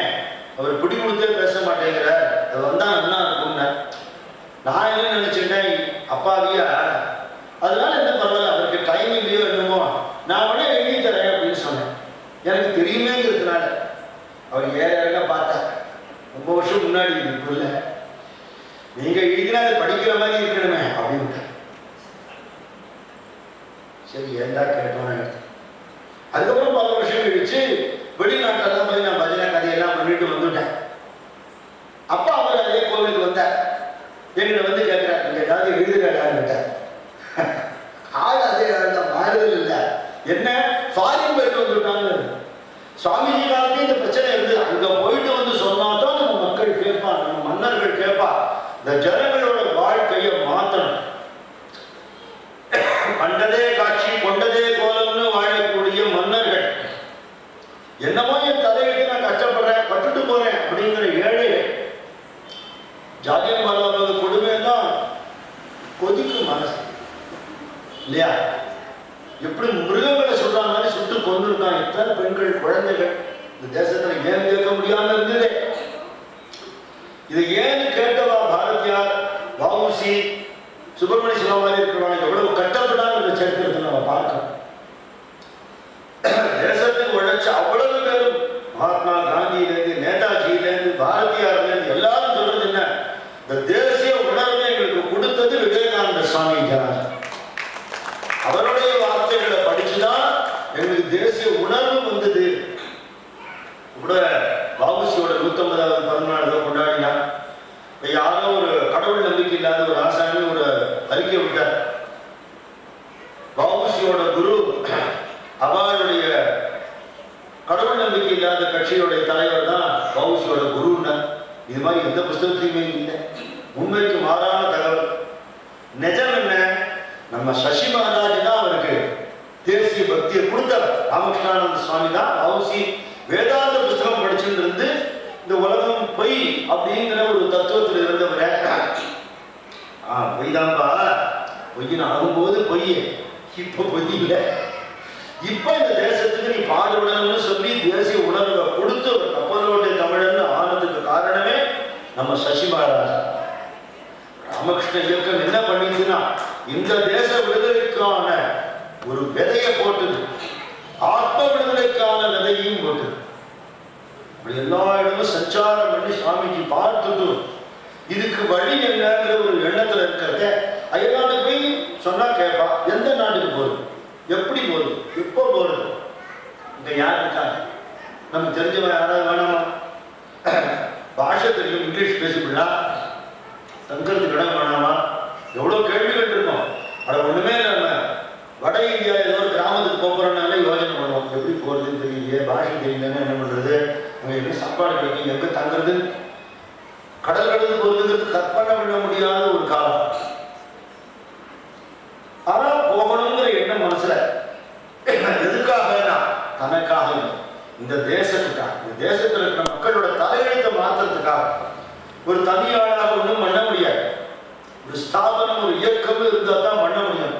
ஒரு ஸ்தாபனங்கிறத ஆரம்பிக்கணும்னு சொன்னா அதுக்கு என்ன வேணும்னா பணம் வேணும். அந்த பணம் கெஞ்சி கேட்டுதான் இருக்கக்கூடாது, தவறான வழியில சம்பாதிச்சுதான் இருக்கக்கூடாது. அயல்நாட்டுக்கு போய் இந்த பிரச்சாரம் பண்ற சந்தர்ப்பத்தையும் சுவாமிக்கு சொல்றது என்னன்னா, உயர்ந்த ஆன்மீக செல்வத்தை கொடுத்து அதுக்கு குருதட்சணையா கொடுத்த பணத்தை தான் சுவாமி கொடுத்தார், பிச்சாலே எடுக்கல. ஐயா என் நாட்டை ஏழைகளாம் கஷ்டப்படுறாயா, அதனால புரிஞ்சது கொடு. உலகத்தில் இருக்கிற எந்த செல்வத்தையும் விட உயர்ந்த ஆன்மீக செல்வத்தை நான் தரேன். உலகத்துக்கே பாரத தேசம் குரு, அந்த குருக்கு கொடுக்க தட்சணை. அப்படிதான் இந்த குரு தட்சணை கம்பீரமான கட்ட ராயலா வாங்கிட்டு இருந்தார் சுவாமி. இதுக்கு முதல்ல உத்தரவு வேணும். நம்ம மனசுடைய எண்ணம் தோன்றதுன்னா அது தெய்வத்துடைய சம்மதம் இருக்கான்னு நமக்கு தெரியணும். நம்ம நம்ம வாழ வேண்டிய வாழ்க்கையே தெய்வத்துக்கு கட்டுப்பட்டு வாழ வேண்டிய வாழ்க்கை. நம்மளா ஒரு முடிவு பண்ணக்கூடாது. ஏன்னா மனசுல பலவிதமான எண்ணங்கள் வரும். அந்த எண்ணம் சரிதானா அப்படிங்கிறதுக்கு என்ன வழினா குருமராஜ் சொல்லி கொடுத்துருக்காரு. ஒரு மனசுல தோணக்கூடிய எண்ணங்கள்லாம் சுவாமிகிட்ட முறையிடும். நான் அப்படி நினைக்கிறேன், உன் திருமணம் எதுவும் அப்படி நடக்கட்டும்னு சொல்லு. இது வேணும் அது வேணும் தீர்மானமா சொல்லாது. எனக்கு தோன்றது, அம்மா உன் திருமணம் எதுவும் அப்படி நடக்கட்டும், உன் சங்கல்பம் எதுவும் சகலி தோணாதி இச்சா உன்னோட இஷ்டப்படி நடக்கட்டும். அப்படி ஒரு எண்ணம் வந்ததுனால சஞ்சாரம் பண்ணக்கூடிய இடங்கள்ல இது மாதிரி சிகாகோவில் அமெரிக்காவில் ஒரு சர்வமத சமய மாநாடு நடக்கிறது. நம்ம பேப்பர்ல தான் வர ஆரம்பிச்சாச்சு. கொலம்பஸ் அமெரிக்காவை கண்டுபிடிச்சு 400 வருஷம் ஆயிருக்குதான். அவன் பாரத தேசத்தை கண்டுபிடிக்கதான் வந்து அமெரிக்காவை கண்டுபிடிச்சுட்டான்னு சொல்லுவான். அதுக்கு ரொம்ப பெரிய அளவில் அமெரிக்காவில் ஏற்பாடு பண்ணிட்டு இருக்கா. பல கலை நிகழ்ச்சிகள், ஏராளமான ஸ்டால்ஸ், வியாபாரம் பண்ணக்கூடிய விஷயங்கள். அதுக்கு நடுவில் சர்வசமய மாநாடு பண்ணணும் அப்படின்னு ஒரு எண்ணம். எதுக்காக? நோக்கம் என்ன?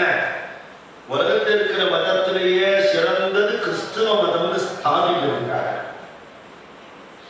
அவளோட தர்மம் தான் உயர்ந்ததுன்னு நிலைநாட்டுறதுக்காக.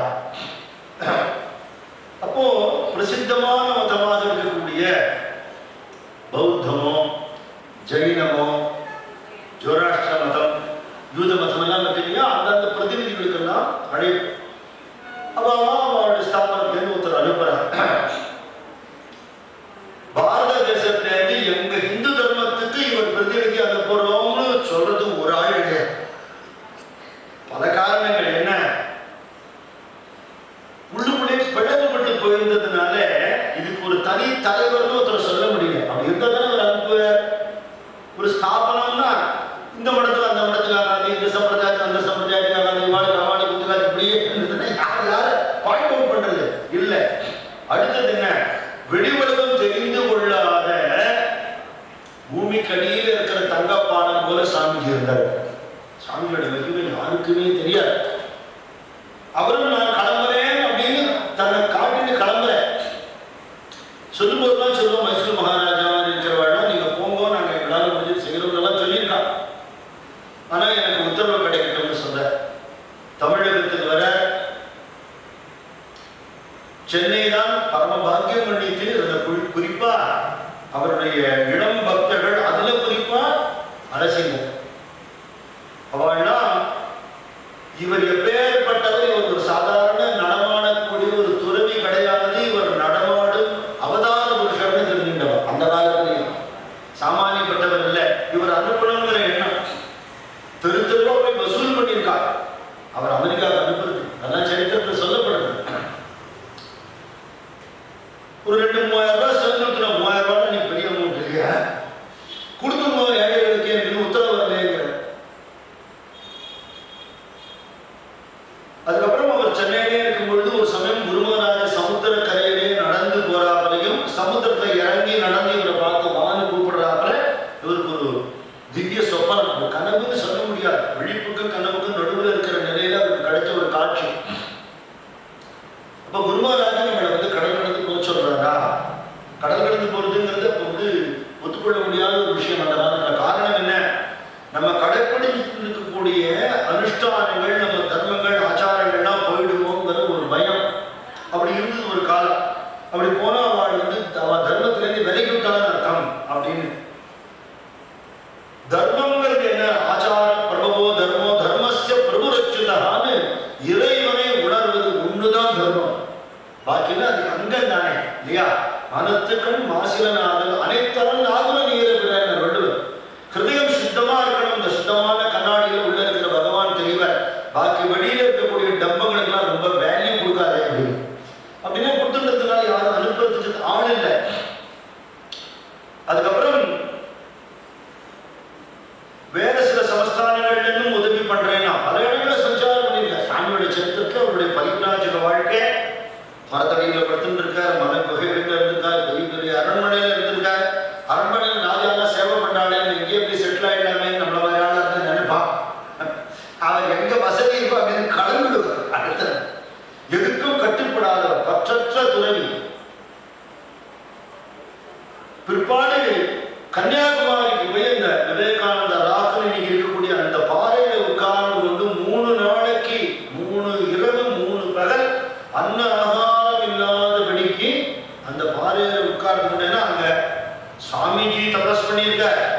சுவாமி அந்த பாதையை ஏன் தேர்ந்தெடுத்தாருன்னா அந்த பாதையை தான் அம்பாள் தபஸ் பண்ணிடலாம். அம்பாள் தபம் பண்ணினா அந்த பாதை சுவடி நிற்கும் இருக்கு. குருமகாராஜுடைய வாழ்க்கை பூரா எல்லாம் தேவியோட கிருபை தான், அம்பாள் கிருபை தான். அந்த அம்பாளே மொத்த காலம் தபஸ் பண்ண இடங்கள்னால அந்த பாதையை தேர்ந்தெடுத்து தன்னுடைய மோட்சத்தினால தபஸ் பண்ணல. அம்பாளை நேருக்கு நேர் பார்த்து பேசி பழகி தெய்வீகமாக வாழ்கிறதுக்காக தபசு பண்ணல.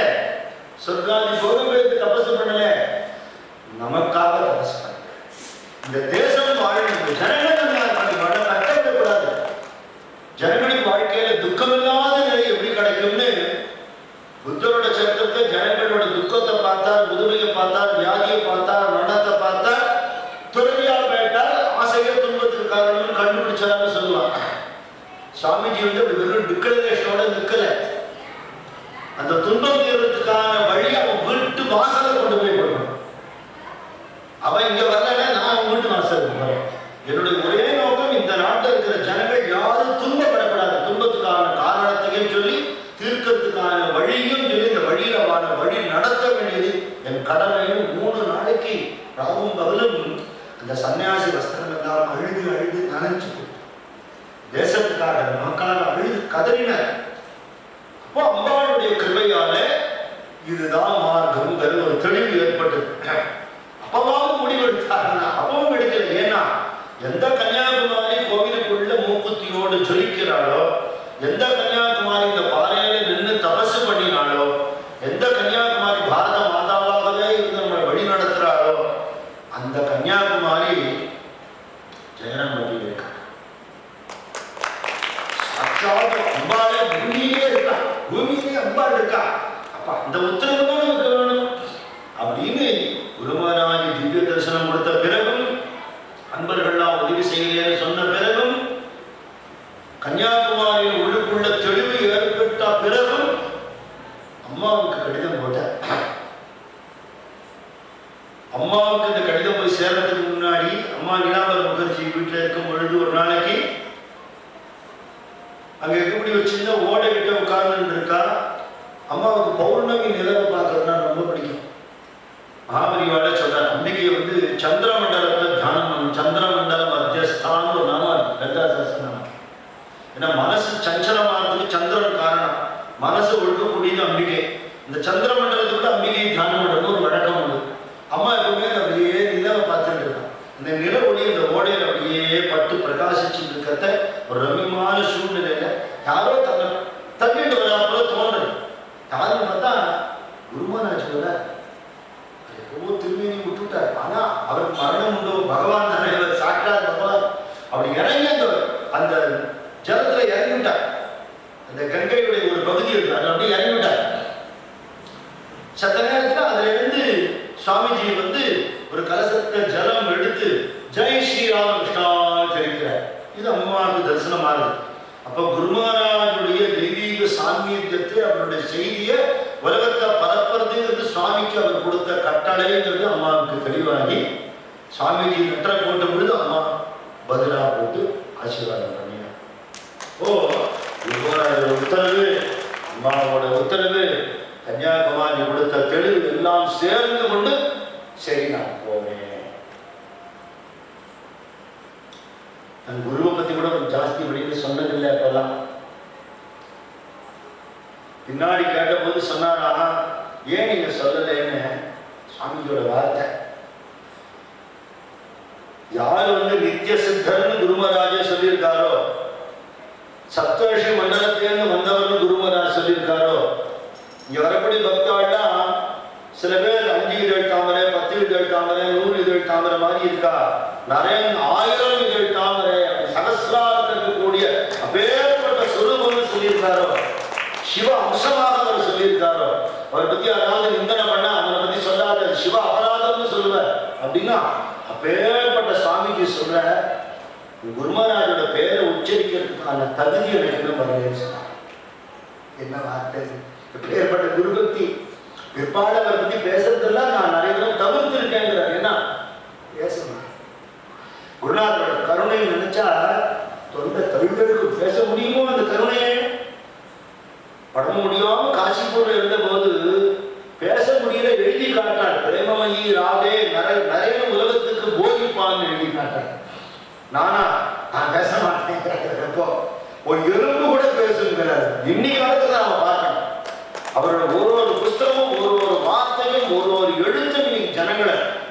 கிளப்பி விட்டு இருக்குன்னா பாரத தேசத்துக்கு ஒரே விமோசனம் விவேகானந்த சுவாமியோட புஸ்தகங்களை இளைஞர்கள் பெரியவாழ்வு எல்லாரும் படிக்கணும்.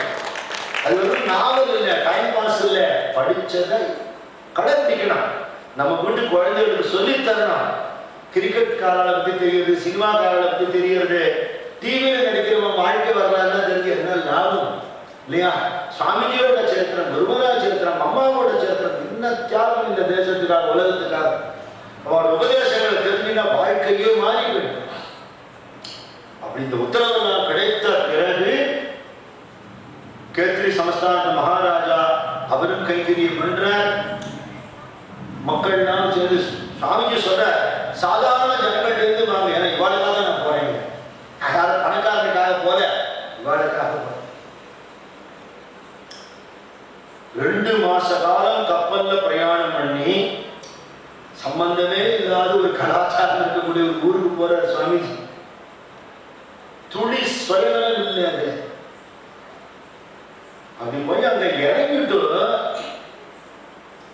அந்த ஊர் விலைவாசி தாங்க முடியல.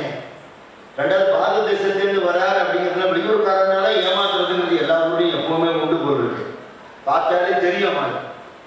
போர்ட்டர்ல இருந்து ஒத்தொத்தரையும் ஏமாத்துறான், அதிக பணம் வசூல் பண்றான். அமெரிக்காவை பத்தியோ அதோட சூழ்நிலையை பத்தியோ அதோட சீதோஷ நிலையை பத்தியோ விலைவாசி பத்தியோ எதுவும் தெரியாத நம்ம பாரத மக்கள் கொடுத்த பணம் காணல. எங்கேயோ ஒரு இடத்துல ஒரு ஹோட்டல்ல தங்குற செலவு ஜாஸ்தியா இருக்கு, சமாளிக்க முடியல. அதுக்கப்புறம் இந்த கண்காட்சியை போய் பார்க்கிற, இங்க தானே நடக்க போறது, இடத்த பார்த்துட்டு வரலாம்னு பார்க்க போற. நல்லா படிச்சவன் அப்படின்னு சொன்னா வெளிநாட்டுக்காரன் ஒரு பண்புள்ளவன் அப்படின்னு நினைப்போம், நாகரிகம் அப்படின்னு இல்லைங்கிறது தெரியுது. ஒருத்தன் பின்னாடி முண்டாசு பிடிச்சி இழுக்கிறான், ஒருத்தன் தள்ளி விடுறான்.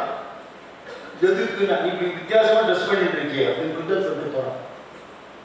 அவ்வளவு தூரம் நம்ம பாரத தேசத்தையும் கலாச்சாரத்தையும் கேவலமா நினைச்சுட்டு ஒரு காலம். அதுக்கப்புறம் அங்க போய் விசாரிச்சா தெரியுது, இந்த சர்வசமய மாநாட்டை கலந்துக்கிறதுக்கு ஒரு ஸ்தாபனம் அவருக்கு அறிமுக கடிதம் இன்ட்ரோடக்ஷன் லெட்டர் கொடுத்துருக்கணும், கொடுக்கல. அப்படி ஒரு ப்ரொசீஜர் இருக்குன்னே அவருக்கு தெரியாது.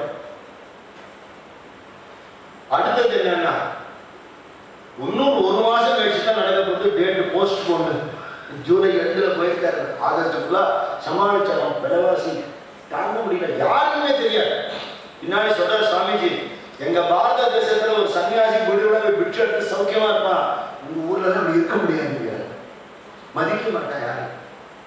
விக்கிங்கத்தங்கெல்லாம் தப்பு இல்லையா? யோகி ராமசுகுமார் சொல்ல, எத்தனை மகான்கள் இந்த தேசத்தை பிச்சை எடுத்துக்கா தெரியுமா? பரமேஸ்வரன் பிச்சாடனா இருக்கிற ஊர் எங்க ஊர். அது ஒண்ணு கேவலம் இல்லை, அது பாரத தேசத்துல தான் அந்த மரியாதை உண்டு, மற்ற தேசத்துல கிடையாது.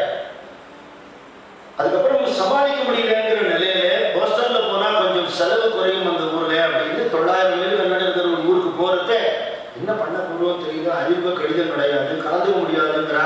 இவ்வளவு தூரம் வந்துட்டோம், திரும்பி போறதுக்காக இந்த பணம் காணுமான்னு தெரியல, என்ன பண்ணுறதுன்னு புரியல, செலவு சமாளிக்க முடியல, யாரையுமே இந்த ஊர்ல தெரியலையே அப்படிங்கிற ஒரு நிலைமை. ட்ரெயின்ல போயிட்டு இருக்க போஸ்டனுக்கு, ட்ரெயின்ல டிராவல் பண்ணக்கூடிய ஒரு லேடி அவளா வந்து இவர்கிட்ட விசாரிக்கிற, ஒரு வயசான பெண்மணி, நீங்க யாரு என்னன்னு கேட்கிற, அப்படிலாம் சொல்ல, அப்படியா நீங்க பரவாயில்ல எங்க வீட்டுல வந்து தங்கிக்குவாங்க. அதாவது பகவத் சங்கல்பத்துக்கு தன்னை ஒப்படைச்சுட்டா தெய்வம் தானே வழி காட்டும். கிருஷ்ண பகவான் அவதாரம் பண்ணின பொழுது வசுதேவர்கிட்ட இந்த கூடையில என்னை வச்சு யமுனை நதியை கடந்து என்னை கொண்டு போய் நந்த கோபுரத்தை விட்டுட்டு வாங்குவோம்னா, கம்சனோட ஆட்கள்லாம் தனித்தனியா நடந்துருக்கான், இவ்வளவு பெரிய கூட்டு போட்டிருக்கு, இருட்டு வேற, மழை சோறு கொட்டுறது, உனக்கு என்ன கிருஷ்ணா நீ பாட்டு சொல்லிடுவே, எப்படி ஒன்று தூக்கிட்டு போறதுன்னு அவர் கேள்வி கேட்கல. என்ன சொன்னது பகவான், இந்த கூடையிற்கு தலையில வச்சுட்டா கூட்டு தெரிச்சுது, யமுனை வழிபட்டது, ராட்சசெல்லாம் தூக்கி போயிட்டா போயிட்டாரு அண்ணன். எல்லா தடைகளும் நீங்கள், ஏன்னா உத்தரவு கொடுத்தது குருமராஜா அம்மாவும், எப்படி கரெக்டாக வர முடியும்? அந்த அம்பிகையே ஒரு இந்த கேத்ரின்கிற மூலமாக அவர் வீட்டில் தங்க சொல்லி அங்க வந்து தங்கினார். என்ன நடக்க போகுதுன்னு தெரியாது அப்படிங்கிற நிலையில அங்க தங்கி இருக்கிற போது இப்ப பல பேர்கிட்ட பேசக்கூடிய நிலையில ரொம்ப நல்லா இங்கிலீஷ் பேசக்கூடிய ஒரு சாது, நிறைய விஷயம் தெரிஞ்சவர் ஒருத்தர் வந்திருக்காரு. ஆனா அவர் ட்ரெஸ் எல்லாம் கொஞ்சம் வினோதமா இருக்கு, நம்ம கொஞ்சம் மதிக்கவும் மதிப்பா பரிகாசமும் பண்ணுவோம் அப்படிலாம் இருக்கு.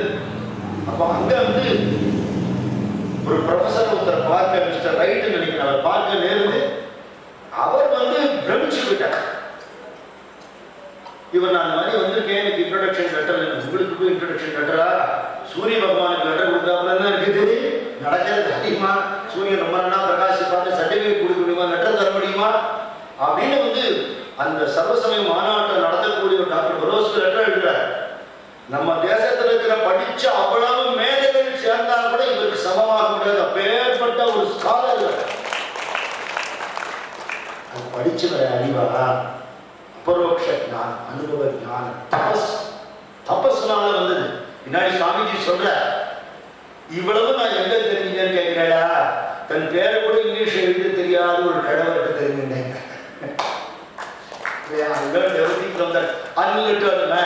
அப்படின்னா அனுபவ ஞானம். அதுக்கப்புறம் அவர் சிகாகோ போறதுக்கு அவருக்கு காசு இல்லை. இவருடைய ஒரு தியாகத்தை சொல்றதா, இவர் பணம் இல்லையே கேட்ட உடனே பொண்டாட்டி நகையெல்லாம் விட்டு பணம் அனுப்பிச்ச அரசியலருடைய தியாகத்தை சொல்றதா. ஒரு கிரகஸ்தர் அந்த குருவுக்கு அப்படி உழைச்சுக்க. அதுக்கப்புறம் இவர் ஒரு லெட்டர் அனுப்பிச்சுட்டான் பரோஸ்க்கு. இவருக்கு அவர் அட்ரஸ் எல்லாம் கொடுத்து எல்லாம் அனுப்புறா. இவர் கரெக்டா அந்த குறிப்பிட்ட தேதிக்கு முன்னாடி சிகாகோக்கு வந்துட்டார். இவர் அங்க இருந்த போதே லெட்டர் போட்டதுனால இவரை அட்மிட் பண்ணிட்டு பர்மிட் பண்ணி லெட்டர்லாம் வந்துருக்கு. சரி, இந்த உள்ள போற அளவுக்கு நமக்கு தயாராகிடுது. அங்க இறங்கினதுக்கு அப்புறம் பார்த்தா அந்த அட்ரஸ் தொலைச்சுட்டாங்க. சிகாகோல போய் டாக்டர் பரோசர் கிட்ட சுத்த முடியுமா? எங்கேயாவது திருப்பதியில் போய் மொட்டை தேடுற கதையா? கிடைக்காது. யாரும் உதவி செய்யல, பசி தாங்க முடியல, தெருவில் எப்படி நடக்கிற, எந்த மட்டும் கதவை தட்டினாலும் ஒரு இந்தியன் ஃபேஸை பார்த்தோம்னா படாமல் சொல்லிட்டு அடைக்கிறான், கதவை அடைக்கிறான். இவெல்லாம் பின்னாடி காலை விழப்போறான். அப்புறமா அன்னைக்கு குளிர் படுத்துக்கிறதுக்கு இடம் இல்லை. ஒரு நின்று போன ரயில் பெட்டிக்குள்ள அன்னைக்கு ராத்திரி படுத்துட்ட. பசி பாவம். ஆனா அதெல்லாம் புதுசுல எத்தனையோ நாள் பட்டி கிடந்திருக்க. ஆனா நம்ம தேசத்துல ஜனங்கள் அவருடைய பரிவராஜக வாழ்க்கையில ஒரு ஏழை அவருக்கு ஒரு ஏழை கழிவு ரொட்டி பண்ணி கொடுத்துருக்கான், ஒரு சக்கரின் அவருக்கு ஆகாரம் பண்ணி கொடுத்துருக்கான், ஒரு ஃபக்கீர் அவருக்கு ஒரு வெள்ளரிக்காய் கொண்டு கொடுத்துருக்காரு. அதெல்லாம் பார்த்துருக்கேன். ஏழ்மையில இருந்தாலும் நம்ம பாரத தேசத்து மக்கள் தான் அந்த மனசுல ஈரம் இருக்கு. அவ்வளவு பணக்காரா இருக்காரு, ஒன்றும் பக்தியும் இல்லை, இறக்கமும் இல்லை, சன்னியாசிங்கிற மரியாதை வாழ்க்கை தெரியாது, மனிதாபிமானம் கூட இல்லையே நினைச்சுக்கிற. நடந்து கால் களைச்சு போயிடுது. சோதனைக்கு மேல சோதனை. இதுக்கு நடுவில் இவர் சிகாகோ வர்றதுக்கு முன்னாடியே ஒரு நாள் இந்த கேத்தரின் வீட்டில் இருக்கிற மனசு தளர்ந்து போய் இந்த ரைட்டை பார்க்கறதுக்கு முன்னாடி, இந்த லெட்டர் கிடைக்கிறதுக்கு முன்னாடி மனசு தளர்ந்து போயிருக்கிற நேரத்துல சிகாகோல ஒரு தரிசனம் கொடுக்குறார் குருதேவர். நான் நிறைய உலகத்தோட போக்க நினைச்சு கவலைப்படாதே அப்படின்னு தலையை தள்ளி கொடுக்கிறார். குருமராஜ் சர்வவியாபி இல்லையா, உலகம் பூரா இருக்கிறது இல்லையா. தளர்ந்து போன மனசுக்கு ஒரு உறுதி கிடைச்சதுக்கு அப்புறம் தான் இந்த டாக்டர் ப்ரொஃபசர் ரைட் எல்லாம் பார்க்கிறார், கடிதம் எல்லாம் கொடுத்தார். அங்க சிகாகோல போய் ராத்திரி பூரா அந்த ரயில் பெட்டியில திரும்பிட்டு மறுநாள் காத்தால தெருவில் நடக்கிறார். பேர் மட்டும்தான் தெரியும், அட்ரஸ் தெரியாது, ஏரியா தெரியாது. பசிக்கும் வழியில, உணவுக்கு வழியிலேங்கிற நிலையில சோர்ந்து போய் உட்கார்ந்துட்டார். இனிமே என்னால முடியாது. எதிர்த்து விட்டு கதவு திறக்கிறது. அங்கேருந்து ஒரு அம்மா வரா, மிஸ்ஸஸ் ஹேல் வரா.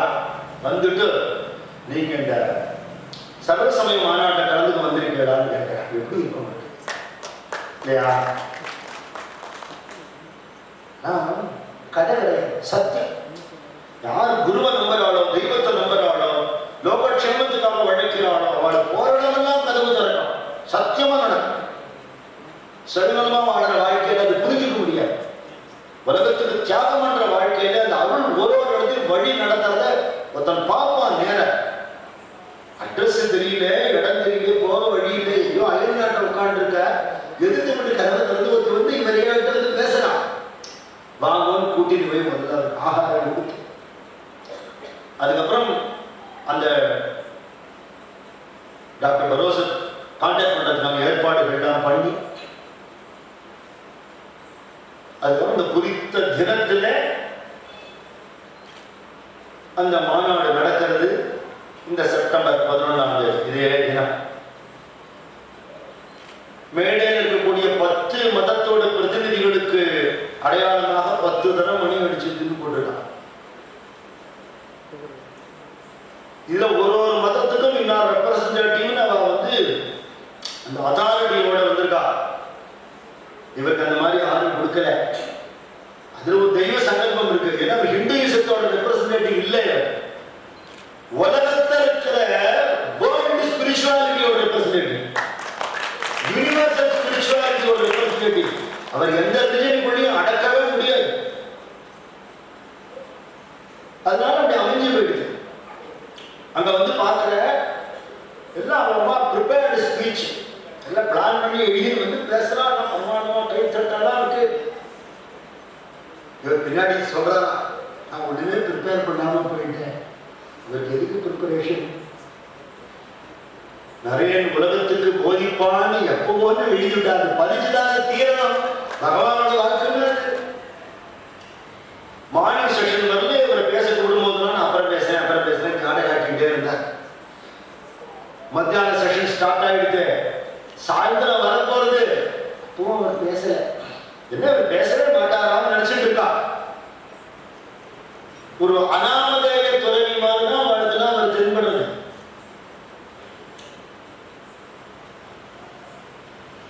அதுக்கப்புறம் அவருடைய டர்ன் அவர் போய் அப்படி நிற்கிறார் மேடையில. அந்த சாநித்தியமே வேலை செய்யும். பேசவே வேண்டாம். சாநித்தியமே தபசு. அப்படி நின்று மக்களை பார்க்கிற ஒரு பார்வையிலேயே முடிஞ்சு போச்சு. கிருஷ்ணன் அப்படி பாரதிய யுத்தத்தை கண்ணால பார்த்து அத்தனை பேரையும் மோட்சம் கொடுத்துட்டாரோ, சாமிஜி அப்படி நின்று ஒரு பார்வை பார்த்துட்டு, நான் குருமராஜும் சரஸ்வதி தேவியும் போயிருந்தேன்னு சொல்றேன். சாமிஜியுடைய சிகாகோ ஸ்பீச்சோட 125வது சிறப்புகள் ராமகிருஷ்ண விஜயம், அதுல நிறைய கட்டுரைகள் ரொம்ப அருமையா இருக்கு. இந்த ஒரு சப்ஜெக்டையே எடுத்து அப்படி அழகா எழுதியிருக்கா. எல்லாரும் அவசியம் படிக்க வேண்டியது. அதுல வாக் தேவி, வாக் சக்திங்கிறவளே சொல்றதாகவே ஒரு கட்டுரை அதுல வருது.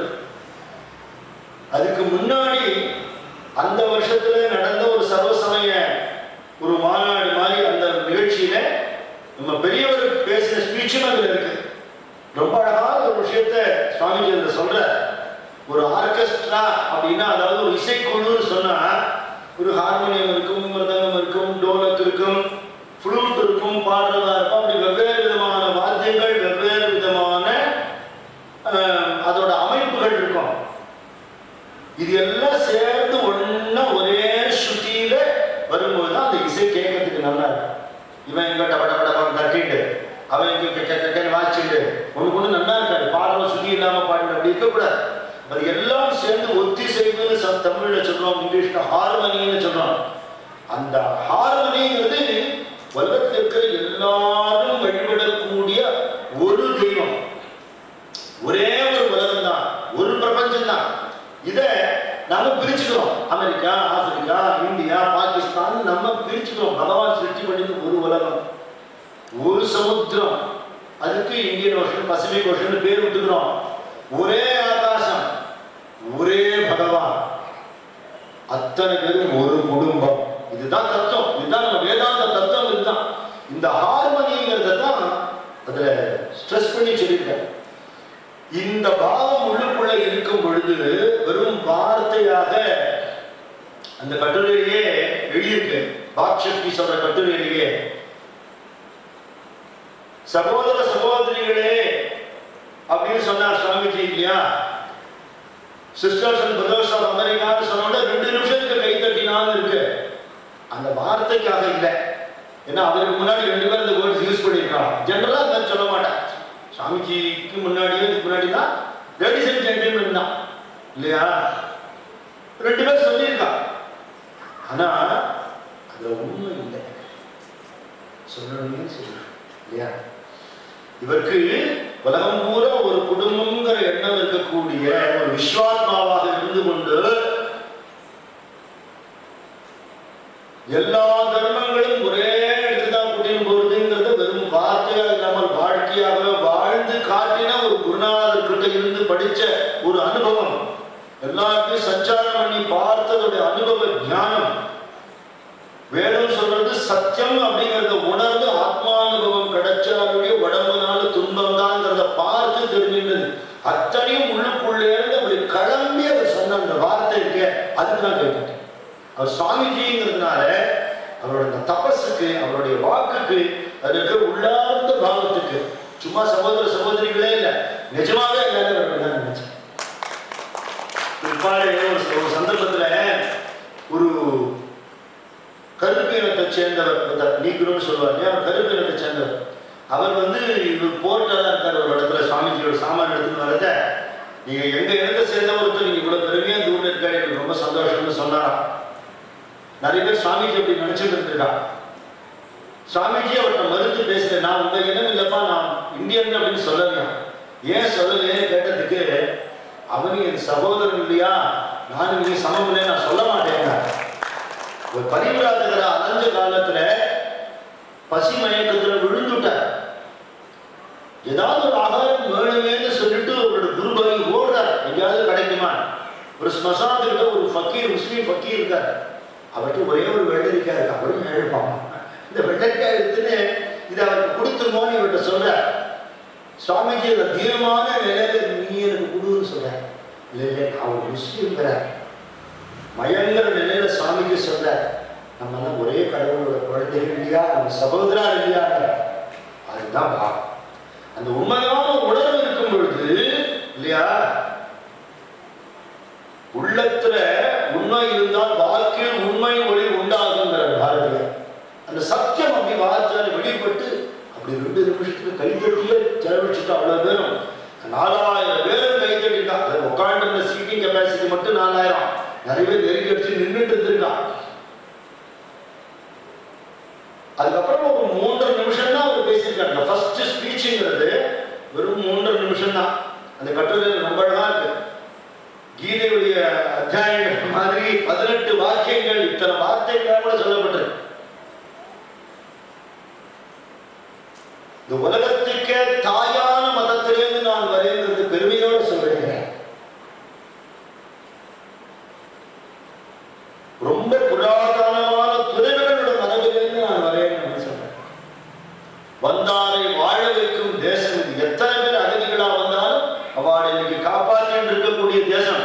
இந்த தேசத்துல வெவ்வேறு மதத்துக்காரா இருந்து வாழ்ற மாதிரி வேற தேசத்துல வாழ முடியாது. இன்னைக்கும் நம்ம டிக்ளேர் பண்ணி சொல்லலாம். இந்த தேசம் தான் எல்லாரையும் ஏற்றுக்கிறது, எல்லாரையும் மதிக்கிறது. இந்த மதத்தினால கலவரங்கள்னால எத்தனை பேர்கள் உயிர் விட்டுருக்கா, எத்தனை ரத்தம் ஆறு ஓடி இருக்கு அப்படிங்கிற சுவாமி. ஏன் இதனால இப்படி நடக்கிறது நீ யோசனை பண்ணி பார்க்கும் பொழுது வெவ்வேறையா நாம நினைக்கிறதோட விளைவு தானே. சுவாமிஜி சொல்ற, எங்க பகவத்கீதையில சொல்றது, யார் யார் என்ன எப்படி வழிபடுறாளோ அப்படி நான் அவளுக்கு காட்சி கொடுக்கிறேன் பகவான் ஸ்ரீ கிருஷ்ணர் சொல்ற. 4வது அத்தியாயத்தில் அந்த ஸ்லோகத்தையும் சுவாமி சொல்ற. சிவமகிம ஸ்தோத்திரத்திலிருந்து ஒரு ஸ்லோகம் சொல்ற, எல்லா நதிகளும் போய் கடல்ல கலக்கிறாப்ப ஒரே பரம்பொருள் தான் இருக்குங்கிறது சாமிக்கு சொல்ற. இதெல்லாம் அமெரிக்கர்களுக்கு கேள்விப்படாத விஷயம். எல்லாம் ஒண்ணுங்கிற தத்துவத்தை உணர்ந்து உள்ளபடி சொன்னதுல அந்த 3.5 நிமிஷம் ஸ்பீச் முடிஞ்ச உடனேயே அத்தனை பேரும் கை தட்டி அவரை பார்க்கறதுக்கு, அவரை தொடரணும்னு ஆசைப்பட்டு பெஞ்சு மேலாம் ஏறி ஓடி இருக்கான். இப்படி ஊத்தரா அப்படி ஊத்தரா. அன்னைக்கு ஸ்பீச் கேட்டவா நிறைய பேர் அனுபவங்களை சரித்திரத்தை போட்டிருக்கான். இவர் மனுஷனே இல்லை, இவர் தேவதூதன். இவர் இந்த மாதிரியான ஒரு அற்புதமான செய்தி சொல்றதுக்காக பகவான்கிட்டே வந்திருக்காரு. இப்படிலாம் மொத்தத்தில் ஃபீல் பண்ண முடியாது, உணர முடியாது. எந்த ஊர்ல கதவு சாத்தப்பட்டதோ, எந்த ஊர்ல இவருக்கு ஆதாரம் மறுக்கப்பட்டதோ, எந்த ஊர்ல இவர் அவமதிக்கப்பட்டாரோ அந்த ஊரை ஆழ்வையில போஸ்டர் ஹிண்டு மோகா இந்தியா சுவாமி விவேகானந்தான் போராடலாம். இந்த அவமானமும் அவரை கஷ்டப்படுத்தல, இந்த புகழும் அவரை அசைக்கவே முடியும். இந்த ஸ்தித பிரஜன் அப்படிங்கிற நிலையில அங்க இருந்து அந்த ஊர்லயே இருந்து கொண்டு சுவாமிஜி அந்நிய மதத்துடைய மதமாற்ற விஷயங்களை கண்டிச்சு பேசியிருக்காரு. ஒரு பகுத்தறிவாதி அந்த யுகர் சார் சொல்ற, ஜாக்கிரதையா பேசுங்க சாமி, மேடம் தீர்த்து கட்டி விடுவாங்க. மரணம் இல்லாத நிலையில இருக்கிற ஆத்மஸ்வரூபம் அவர் யாருக்கு பயப்படுவார்? எதுக்கு பயப்படுவார்? பாரதியார் பாட்டு அப்படியே சுவாமி வெளிப்படைத்த கண்ணினாய் வா வா வா, உறுதி கொண்ட நெஞ்சினாய் வா வா வா, கடிப்படைத்த மொழியினாய் வா வா வா, கடுமை கொண்ட தோழினாய் வா வா வா, தெளிவு பெற்ற மதியை அப்படியே சுவாமிஜிக்கிறான். சுவாமி தான் மனசு வச்சு எழுதிட்டாரு. சிறுமை கண்டு பொங்குவாய், எளிமை கண்டு இறங்குவாய், ஏறு போல நடையினான். அது கம்பீரமான ஒரு சொரூபம். அங்க பல இடங்கள்ல போய் பிரவச்சனம் பண்ணி மதம் மாற்ற விஷயங்கள்ல தான் அவருக்கு முரண்பாடே தவிர எந்த மதத்தையும் துவேஷிக்க கூடாது. ஏன்னா வேதாந்த மதத்துல ரெண்டுங்கிறதே கிடையாது. ஞானானந்த சுவாமி ஒருத்தர் கேட்டார், ஒரு கிறிஸ்டியன், இவ்வளவு நேரம் உங்கள்கிட்ட அத்வைத விஷயங்கள்லாம் கேட்டு இருந்தேன், நான் ஹிந்துவா கன்வெர்ட் ஆகி உங்களோட இருக்கட்டுமான்னு. சுவாமிஜி சொன்னார், நான் ரெண்டே இல்லைன்னு சொன்னேன், எங்கேருந்து எங்க வர போறேன்னு கேட்டாங்க. இருக்கிறது ஒண்ணுதானேப்பா, உன்னை கடவுள் எதுல படைச்சிருக்காரோ அதுல நீ உண்மையா இது தெரிஞ்சுக்க வேண்டிய சத்தியம் ஒண்ணுதான், ரெண்டு இல்லைங்க அப்படின்ட்டாரு. நம்ம தர்மத்துல எந்த மகான்களும் ஆச்சாரிய புருஷர்களும் மதம் மாற்ற விஷயங்களும் ஈடுபட்டதே இல்லை. அது மாதிரி ஒரு முட்டாள்தனம் கிடையவே கிடையாது. ராமகிருஷ்ண சங்கம் விவேகானந்த சுவாமி காட்டுறது எம்மதமும் சம்மதம்ங்கிறது மட்டும் இல்லை, எம்மதம் சம்மதம்ங்கிறது. நம்ம மதத்தை நாம தெரிஞ்சுக்கணும், நம்ம கலாச்சாரத்தை தெரிஞ்சுக்கணும், பிறருடைய தர்மத்தை மதிக்கணும். அடுத்த வாழ் அவமரியாதை பண்றது இல்லை, அவ தர்மத்தை கிரிட்டிசைஸ் பண்றது இல்லை, கேவலப்படுத்துறது. என்னதான் உஸ்தி ஒண்ணுதான் உஸ்தி எல்லாம் கிடையாது. கணத்தோட கதை கூட சொல்லியிருக்காரு பாருங்க. கணத்துல இருந்து வெளியில வராம ஜென்மா பூரா கணத்துல இருக்கிற தவளைக்கு சமுத்திரத்துல இருந்து வந்த தவளை வந்து சமுத்திரத்தை பத்தி சொல்லும் போது புரியவே இல்லையா? நீ எங்க இருந்து வர? கடல்ல இருந்து வரேன்னா இது எவ்வளவு பெருசா இருக்கும், இவ்வளவு பெருசா இருக்குமா, ரொம்ப பெருசு, இவ்வளவு பெருசா இருக்குமா, இன்னும் பெருசு. கணத்துல இந்த மூலையில இருந்து அந்த மூலை வந்து நீக்கிட்டு இவ்வளவு பெருசா இருக்குமா, இல்ல இதை விட பெருசு, நீ போய் சொல்ற. ஏன்னா இது பார்த்ததே இல்லை, அந்த அக்கண்ட அனுபவங்கிறது கிடையாது. அது நம்ம ரிஷிகள் தான் சொல்லியிருக்காங்க, நம்ம ஞானிகள் தான் சொல்லியிருக்காங்க. எல்லாரையும் ஏற்றுக்கொண்டு ஸ்தாபகாய தர்மஸ்ய சர்வதர்மஸ்வரூபிணி அவதார விருஷ்டாய ராமகிருஷ்ணாய நமஹ சுவாமிஜி எழுதினார். குருமராஜ் மேல 100% சத்தியம். அதே நேரத்துல மைக்கேல் மதுசூதனன் ஒருத்தர் குருமராஜ் தரிசனம் பண்ண வர, அவருக்கு ஏதோ பேசணும்னு வர, குருமராஜ் பதில் சொல்ல பிற்பாடு சொல்ற, அவன் பணத்துக்கு தான் மதம் மாறினா என் வாய் அம்பாள் எடுத்து முன்னிட்டா என்னால பேச முடியலங்கிறார். மதம் மாற்றத்தை ஒத்துக்க. நம்ம தர்மத்தை ஏன் மதம் மாறல? நம்ம தர்மத்தை நாம தெரிஞ்சு கூட நம்ம குழந்தைகளுக்கு சொல்லி தரல. எவ்வளவு உயர்ந்தது நம்ம தர்மம், எப்பேற்பட்டது, எல்லாரும் அரவணைச்சுட்டு போகக்கூடியதுங்கிறது நாம சொல்லி தராததோட விளைவு குழந்தைகளுக்கு உலகியல் படிப்பு வருது, ஆன்மீக கல்வி இல்லை. இந்த இடைவெளியெல்லாம் நிரப்புறதுக்கு தான் இந்த ஸ்தாபனத்தை சுவாமி ஆரம்பிச்சார். ஸ்தாபன ரீதியாக தான் செயல்படணும்னு சொல்லி சோழ வடநாடு சோறுடைத்துன்னு சொல்லுவா. தஞ்சாவூர்னாலே சாப்பாடு போடுற இடம்னு சொல்லுவா இல்லையா? சாப்பாடு போடக்கூடிய அன்னபூர்ணியிடமே ஆதிசங்கரன் கேட்டார், ஞானவீராகி சித்தியர்த்தம் பிக்ஷாந்தேகி பார்வதியை கேட்டார். அம்மா எல்லாருக்கும் நீ சாதமும் குழம்பும் காயும் போட்டு கொடுக்குற, எனக்கு ஞான வைராக்கியத்தை கொடு, அந்த பசி அடங்கணும்னு கேட்டார். ராமகிருஷ்ண மடம் இந்த சாப்பாடு போடும், அந்த சாப்பாடு போடும், வயிற்றுக்கும் உணவு கொடுக்கும், ஆத்ம போஷணையும் பண்ணும். இதுதான் சுவாமி ஏற்படுத்தினார். ஒரு ஒரு ஏழை மக்களுக்கும் அவ பகவானாகவே நினைச்சு அவளுக்கு நாராயண சேவை பண்ணு, ஒரு ஏழைக்கு உதவுறோங்கிற எண்ணம் கூடவே கூடாது. இது நம்ம சனாதன தர்மத்தை எப்பவுமே இருக்கக்கூடியதுதான். ஆதிசங்கர சேத்திரம் சொல்லும்போது நான் சொல்லுவேன், ஆதிசங்கர் ஏகப்பட்ட ஸ்லோகங்கள் எழுதியிருக்கார். பிரம்மசூத்திரத்துக்கு பாஷ்யம் எழுதியிருக்கார், உபனிஷத்துக்கு விளக்க உரை எழுதியிருக்கார், கீதைக்கு விளக்க உரை எழுதியிருக்கார். ஆனா அவர் முதல்ல எழுதின ஸ்லோகம் கனகதாரா ஸ்லோகம். ஒரு ஏழையோட வறுமை நீங்களும்ங்கிறதுக்காக அவர் பாடினதான் முதல் ஸ்லோகம். ஆதிசங்கர பரம்பரை தானே வாழ்ந்தானே. ஒரு ஏழை கட்டப்படுறதை பார்த்துட்டு இருக்க முடியாது, மறக்காம நான் பிரார்த்தனை பண்றேன் நீ க்ஷேமமாக இருக்குன்னு சொல்லக்கூடிய நிலைதான் துறவிகளோட நிலை. இந்த தியாகத்தை சுவாமிஜி காட்டினார். அயல்நாடு பிரமிச்சு போச்சு அவருடைய உபதேசங்கள்ல. அதுக்கப்புறம் என்னன்னா, அவருக்கு எல்லா நாளும் பேசும்போது கேட்டுக்கிறாளா, இந்த அருமையா பேசுறவாள்லாம் முன்னாடி போட்டு இவர் பேர் கடைசியில் போட்டுருவாங்க. எதுக்குன்னா ஜனங்கள்லாம் பொறுமை இழந்து இருந்து பார்த்தா கடைசியா விவேகானந்த சுவாமி பேசுவார் அப்படின்னு எல்லாரும் உட்காந்துருவாங்க. வேற வழியே இல்லையே அப்படின்னு. அந்த ஒரு 10 நிமிஷம் சுவாமிஜி பேசுறதை கேட்க மாட்டோமா, அவரை பார்க்க மாட்டோமா, அப்படிலாம் ஜனங்கள் தவிச்சுக்கா. ஒரு காலகட்டத்தில் அவர் தங்கியிருக்கிற ஒரு வீட்டை சேர்ந்த ஒரு பெண்மணி சொல்றா, ஏன்னா அவருடைய தேஜஸோட அந்த ஒரு திவ்யமான அழகு சொல்ல முடியாது. இந்த திருவுருவத்தை பார்க்கும் போதே நமக்கு அப்படி ஒரு பிரமிப்பு உண்டாது. நேர பார்த்தவான எப்பேற்பட்ட பாக்கியசாலி இல்லையா? பேர் ஒரு திவ்ய தேஜஸ், ஒரு கம்பீரம், ஒரு அழகு, பேர்பட்ட ஞானம், பேர்பட்ட பக்தி, அவ்வளவு கருணை, அவ்வளவு இரக்கம், அவ்வளவு தேசபக்தி, இவ்வளவு திரண்டு ஒரு சொரூபம் இருக்க முடியுமோன்னா அவர் தான், வேற யாருமே கிடையாது. இப்ப எல்லாருக்கும் அவருக்கு ஒரு ஈர்ப்பு வருது. ஈர்ப்புங்கிறது என்ன ஒரு பயம்னா, நிறைய மேல்நாட்டு பெண்கள்லாம் அவர்கிட்ட ஆர்வத்தோட வரான்னு இந்த அம்மா பயந்தானா, ஏதாவது உங்களை கஷ்டப்படுத்திட போறா, மனசு கெடுத்துட போறான்னு அவர் சிரிச்சுட்டே சொன்னாரா, நீங்க எனக்கு அயல்நாட்டில் இருக்கிற என்னோட தாயார் தான் என் மேல நீங்க இவ்வளவு அக்கறைப்படுறேன். என் வாழ்க்கையிலே நான் ஏழைகள் குடிசையில் இருந்திருக்கேன், மகாராஜாக்கள் அரண்மனையில் இருந்திருக்கேன், சாமானிய மக்களோட பழகிருக்கேன், வசதியானவர்களோட, ஆண்களோட, பெண்களோட எல்லாரையும் பழகிருக்கேன். எந்த இடத்துலையும் என் மனசு ஈர்க்கப்பட்டதே இல்லைங்கிற பின்னாடி தன்னோட சகோதரர்கிட்ட சொல்ற, குருபாயிட்ட சொல்ற, அப்படி நான் பேசிவிட்டேன், எல்லாரும் கை தட்டினா எல்லாம் சொல்றான், ஏதோ எனக்கு உள்ள ஏதோ சக்தி இருக்குன்னு நினைக்கிறா. நான் ஒத்துக்கிறேன், ஒரு சக்தி இருக்கு. என்னன்னா, ஒரே ஒரு தரம் கூட, ஒரு கணம் கூட என் மனசுல காம உணர்வு வந்ததே இல்லை. நினைச்சு பார்க்க முடியுமா? அவமே வடிவமானவர் இல்லையா? சிவபெருமானே வடிவமானவர் இல்லையா? ரிஷியோட வடிவம் இல்லையா?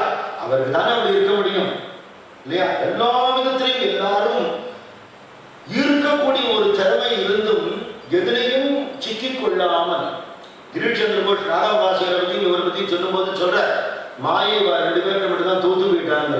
என்னன்னா, விவேகானந்த சுவாமி சிவபெருமான் விஷ்ணுவை எடுத்துட்டே போயிட்டார், மாயால பல போட முடியல. நாராவாசியர் பணிஞ்சு பணிஞ்சு பணிஞ்சு மாயோட வலையுடைய ஓட்டவே வெளியே வந்துட்டார் அப்படின்னு சொன்னார். அந்த பணிவும் அந்த காம்பீரியம் வந்து அவரை காப்பாத்திருக்கு. அயல்நாடெல்லாம் வெற்றி கொடி நாட்டி பாரத தேசத்துக்கு திரும்பி வரும் பொழுது, கொடுக்கிறேன்னு முதல்ல சொல்லிட்டு கொடுக்க மாட்டேன்னு பண்டி அடிச்சு திரும்பி கொடுத்த ராமநாதபுரம் ராஜானா திருப்பதியில் விழுந்து நமஸ்காரம் பண்ணார். அவருடைய பாதரட்சையை போட்டு வர, ரதத்தை இழுத்துட்டு வர, குதிரையை கைட்டி விட்டு தான் ரதத்தை இழுத்துட்டு வர, அதனால நம்ம மகிழ்ச்சிட போறாளான்னு. பாரத தேசத்துல இதுவரை எந்த மன்னருக்கும், எந்த துறவிக்கும், ஆச்சாரிய புருஷாளுக்கும் யாருக்குமே கிடைச்சிடாத ஒரு வரவேற்பு அவருக்கு அந்த காலத்தில் கிடைச்சிருக்கு. இது அத்தனையும் பின்னாடி கல்கட்டால அவரோட ரிசப்ஷனுக்கு பதில் சொல்லும் போது சொல்ற, என் வாயிலிருந்து ஒரு நல்ல வார்த்தை வந்திருந்ததுனால் அந்த பெருமை என் குருநாதருக்கு, என் வாயிலிருந்து ஒரு அபசப்தம் வந்திருந்தா அது என்னோட வார்த்தை, இன்னொரு கருணை. அப்படி எல்லாம் தன்னுடைய வாக்கு வன்மையினால, வாக்கு சக்தியால அத்தனை பேரையும் கட்டி போட்டு பாரத தேசத்தோட பெருமை எல்லாம் வெளியில சொல்லி, இப்பேற்பட்ட ஒரு மகான் இருக்கிற ஊருக்கா நாம மிஷனரிகளை அனுப்புறோம்னு பத்திரிகை எழுதுறான். பண்ணதாமோ பாரத தேசத்தை நீ ஒண்ணு ஆன்மீகத்தை போதனை பண்ண வேணாம், தொழில் கல்வி வேணா சொல்லுவாங்க, எங்களுக்கு அவசியம் இல்லை என்றுதான். அப்பேற்பட்ட ஆன்மீக கருவலும் இருக்கு. நம்ம நிரூபணம் பண்ணி, இது வெறும் ஒரு நிகழ்ச்சியா நடந்தது, ஒரு 10 பேர் பத்திரிகை எழுதினா கைதினாங்கிறாப்புல ஆகாமல் நிரந்தர ஸ்தாபனமாகவே ஏற்படுத்தி தான் உபதேசம் பண்ணினதுதான் நடைமுறைப்படுத்தக்கூடிய துறவி கூட்டத்தை உருவாக்கி இன்னி வரையில் நாம் அனுபவிச்சுருக்கோம். அந்த ஒரு பாக்கியம் இல்லையா? எத்தனை துறவிகள், எத்தனை மகான்கள், எத்தனை தியாகம். அமர்ஷமடத்த துறவிகள் மாதிரி துறவிகள் பார்க்க முடியுமா இன்னைக்கு? எப்பேற்பட்ட ஒரு தியாகம், எப்பேற்பட்ட ஒரு விசாலமான மனசுனா அது சுவாமிஜி அவர்களுக்கு கொடுத்த ஒரு வாக்கியம். அவளோட இருக்கிறதுங்கிறது நம்ம பண்ணியிருக்காங்க. அந்த மகான்களுடைய பிரதிபலிப்பாக தான் இன்னைக்கு வளர்ந்து நம்ம பார்க்கிறோம். அப்படி பண்ணி பாரத தேசத்துக்கு ஒரு புது விதமான ஒரு வழியை காட்டினார். துறவிங்கிறவன் ஏதோ மடத்துல உட்காந்து தியானம் பண்ணி கொண்டு 10 பேருக்கு ஆத்மோபதேசம் பண்றவங்கிறது மட்டும் இல்லை, ஜனங்களுடைய கட்டத்தை ஒரு சேவையாக பண்ணாமல், உதவியாக பண்ணாமல், வழிபாடாகவே பண்ணி அவன் அந்த ரூபத்தில் யார் இருக்கான்? பகவான் இருக்கான். கையை நிற்றவன் ஏழை இல்லை, கையை நிற்றவன் வியாதிகாரன் இல்லை, தர்த்தம் கட்டப்படவும் இல்லை, சாட்சாத் பகவான் அங்க இருக்கிறாங்கிற எண்ணத்துல அருணகிரிநாதர் பாடியிருக்க தெரியுமா? ஈதலும் பல கோலால பூஜையும் ஓதலும் குணாச்சார நீதியும் ஈரமும் குரு சீர்பாத சேவையும் மரவாத எழுத்தலம் புகழ் காவேரியால் விடை சோழ மண்டல மீதே மனோகர ராஜ கம்பீர நடாடு நாயக வயலூர. இதுதான் இன்னும் கோவில விட்டு சாமி கும்பிடுறது இல்லை, ஒரு ஜீவனுக்குள்ளேயும் இருக்கு. அந்த ஜீவனுக்கு பண்ணக்கூடிய ஒரு தொண்டு, ஒரு வழிபாடுங்கிறது தான் நம்மளை உயர்த்தக்கூடியதே தவிர நம்ம பண்ணிட்டு இருக்கிறதால நினைக்கிற ஆத்ம சாதனையே நம்ம ஏமாந்து போயிடுவோம்ங்கிறது சாமிஜி காட்டினார். திருவிகளோட மார்க்கம் இன்னைக்கு நம்ம பார்க்கிறோம். எத்தனை இயற்கை உட்பாதங்கள் ஏற்படுறது, பஞ்சம் ஏற்படுறது, வியாதிகளுக்கு ஏற்படுறது. அரசாங்கம் செய்யணும்னு நினைச்சு செயல்படுறதுக்கு முன்னாடி முதல்ல வேட்டியை கட்டின்னு மடிச்சு கட்டி இறங்குறது ராமகிருஷ்ணா மடத்தை துறவிகிட்ட ஒத்தரும் இருக்க முடியாது. மழையோ இடியோ மின்னலோ அப்படி பண்ணிட்டோங்கிற ஒரு பெரிய அவருக்கு தடையவே கிடையாது. சாமிஜி போட்டு கொடுத்த பாதை, அவர் காட்டின பாதை. அவர் ஃபாரின்லாம் போயிட்டு வந்துட்டு பெரிய பிரசித்தமான ஒரு மகாநாதர். கல்கத்தாவில் இருக்கிற சந்தர்ப்பத்தில் ஒரு நாள் வாக்கிங் போயிட்டு இருக்கிறத ஒரு ஏழை அவர் உடம்பு முடியாம போய் வயிற்று போக்காகி நடவடிந்து விழுந்துட்டான். உடம்புலாம் அசுத்தமா இருக்கு. அவர் ஆஸ்பத்திரி கூட்டி மூணு சாமிஜி பார்த்துட்டார். கை தட்டினா 10 பேர் வந்துடுவா. இவரை கொண்டு போய் ஆஸ்பத்திரி அட்மிட் பண்ணுன்னு சொல்லலாம் இல்லையா? சாமிஜி சொல்வார், அப்படியே அவர் தூக்கி தோல்ல போட்டு போனேன். டாக்டர் பதிச்சு விட்டா கிரேட் சுவாமி விவேகானந்தா தான். என்ன சுவாமிஜி நீங்க போய் அவனை எடுத்துட்டு விட உடம்புலாம் அசுத்தமாயிடுதே, யாராவது சொல்லிட்டு தான் வந்துருப்பாரு. சுவாமிக்கு புன்னகை ஒன்றுதான் பதில். ஏன்னா நான் சொல்றதுக்கும் நான் செய்யறதுக்கும் வித்தியாசமா இருக்க முடியுமாங்கிறது அந்த சரி. அப்படிதான் இருந்து காட்டினார். இந்த பண்ணுங்கிறதுல அவர் பண்ணி காட்டினார், அவர் சேவை பண்ணி காட்டினார். இந்த உயர்ந்த மார்க்கத்திலே இன்னைக்கு இந்த மடம் கம்பீர நடப்பட்டு கொண்டு எத்தனை மக்களுக்கு எத்தனை விதமான சேவைகள் பண்றார். அந்த செய்திகள்லாம் சாமிஜி அனுப்பும்போது படிச்சுட்டு அழத்தான் கொடுக்கிறார் இல்லையா? இப்படி கூட பண்ண முடியவே ஒருத்தரால சுயநலம் இல்லாத ஒரு சேவை. இப்படி சாமிஜி போட்டு கொடுத்த பாதை இன்னைக்கு வீடு நடக்கும். எத்தனை ஏழை ஜனங்களுக்கு இப்படி பண்ணிய வாழ்க்கை ஆன்மீகம்னா என்னன்னு தெரியும், பக்தினா என்னன்னு தெரியும். பசித்தவங்களுக்கு உபதேசம் பண்ணாரு சாமி இல்லையா? அதனால அவருக்கு வயிற்றுக்கு ஆகாரம் கொடு, இடுப்புக்கு வஸ்திரம் கொடு, கல்வி கொடு, ஆரோக்கியத்தை கொடு, ஆன்மீகத்தை. அப்படிதான் அந்த வரிசை கிரமமா பண்ணி இன்னைக்கு அற்புதமாக நடந்து கொண்டிருக்கு. இத்தனைக்கும் ஆதாரமாக இருந்த அந்த சிகாகோ நகரத்துல சாமிஜி பேசின அற்புதமான அந்த ஞான உபதேசத்துடைய 128வது வருஷ தினத்துல அந்த உபதேசத்தின்படியே நடந்து இருக்கக்கூடிய அவருடைய ஸ்தாபனத்திலேயே அந்த உபதேசம் பற்றியே வாழக்கூடிய மகான்கள் எதிர்க்க பேசக்கூடிய ஒரு வாக்கியம் நமக்கு கிடைச்சது. இன்னைக்கு பாரதி அவர் நினைவு தினம்ங்கிறதுனால அவருடைய பாடல்களையும் ஸ்மரிச்சிடணும். ரிஷி பஞ்சமிங்கிறதுனால நவீன காலத்து யுகபுருஷர் ரிஷியான சாமிஜியை நம்ம ஸ்மரிச்சிடணும். விநாயக பெருமானுடைய திருவுருளையும் தியானம் பண்ணி கொண்டு இந்த சத்சங்கத்தை நாம் போகிறோம். சத்குருநாத் மகாராஜ் கி ஜெய். தாழ்வில்லாத தன்மையும் தளர்ச்சியற்ற வன்மையும் வாழ்வினால் பயன்களும் என் வாக்கிலே வருங்களும் பக்தியில் கசிந்தலைந்து பாடுகின்ற பான்மையும் பாடுவோர் கலேக போக பாக்கியங்கள் மேன்மையும் என்றும் ஓங்க என் கருத்து இயற்கையான சித்தியை தந்து ஞான முக்தியாய் தனித்து வைத்த சக்தியாம் நாம கீர்த்தனம் பறந்து நாடு நாம் செழிக்கவும் வேடாத இன்பம் பொங்கி வீடலாம் விளங்கவும் ஞான தீபம் ஏற்றி என்றும் நாம கீதம் பாடுவோம் தர்ம சக்தி வாழ்கவென்று சந்ததம் கொண்டாடுவோம் ஞான தீபம் ஏற்றி என்றும் நாம கீதம் பாடுவோம் தர்ம சக்தி வாழ்கவென்று சந்ததம் கொண்டாடுவோம். அன்னை அன்னை அன்னை அன்னை அன்பினுக்கு மங்களம் ஆதிசக்தி அம்பிகை கலந்த கோடி மங்களம் என்னுடைய விளங்கும் எங்கள் ஈஸ்வரிக்கு மங்களம் இச்சையாவும் மற்று வைக்கும் சிச்சு வைக்கு மங்களம். எல்லோரும் நன்றாயிருக்க வேண்டும், இதற்கு ஈசன் கணேசன் அருளல் வேண்டும். எல்லோரும் ஒன்றாயிருக்க வேண்டும், இதற்கு ஈசன் கிரீசன் அருளல் வேண்டும். மந்தஸ்மிதம் காம்போஜம் மகனீய குணார்ணவம்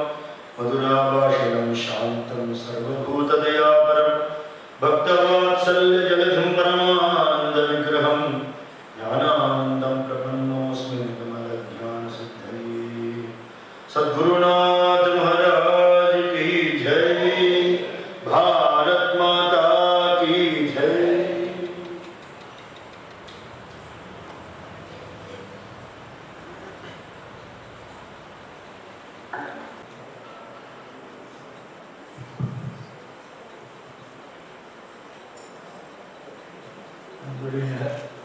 बालाजी भगवती अनबड़ी भक्तர்களே காலையிலே செப்டம்பர் 11ஆம் தேதி இந்த ஒரு பெருமையை பாடிட்டே நான் காலத்துக்கு வந்திருக்கோம். இந்த கடைசி 11ஆம் தேதி கடைசி இந்த பொழுது காலையிலே நாம் யோகா சிந்தித்திருக்கோம் சுவாமிஜியை பற்றி. அதெல்லாம் ஒரு ஒட்டு மொத்தமாக சேர்த்து அந்த சாராம்சமெல்லாம் நமக்கு அவ்வளோ அழகாக நமக்கு எடுத்துக்காட்டின நமக்கு மனத்தை படிக்க வைத்தார். அதுக்காக பாலாஜி பாகத்திற்கு நம்முடைய பாராட்டுதல், நம்முடைய நல்வாழ்ச்சி, என்னுடைய ஆசீர்வாதம் பகவான் சொல்கிறாரும். அவர் மேலேயும் நம்ம எல்லார் மேலேயும் போய்கிட்டோம். எல்லாரும் நல்ல நீண்ட வாழ்வும் நல்ல உடல்நலமும் எல்லா உடலும் மகிழ்ச்சியும் கூட வாழணும். எல்லாருக்கும் பகவான் ஸ்ரீராமகிட்ட பக்தியை கொடுக்கட்டும், சக்தியை கொடுக்கட்டும், முக்தி கொடுக்கட்டும்னு பிரார்த்தனை செஞ்சுட்டு பாலாஜி பக்தருக்கு மறுபடியும் நம்முடைய நல்வாழ்த்தை தெரிவித்துக் கொண்டு என் வார்த்தை முடித்துக் கொண்டேன். நன்றி, வணக்கம், ஜெயராம்.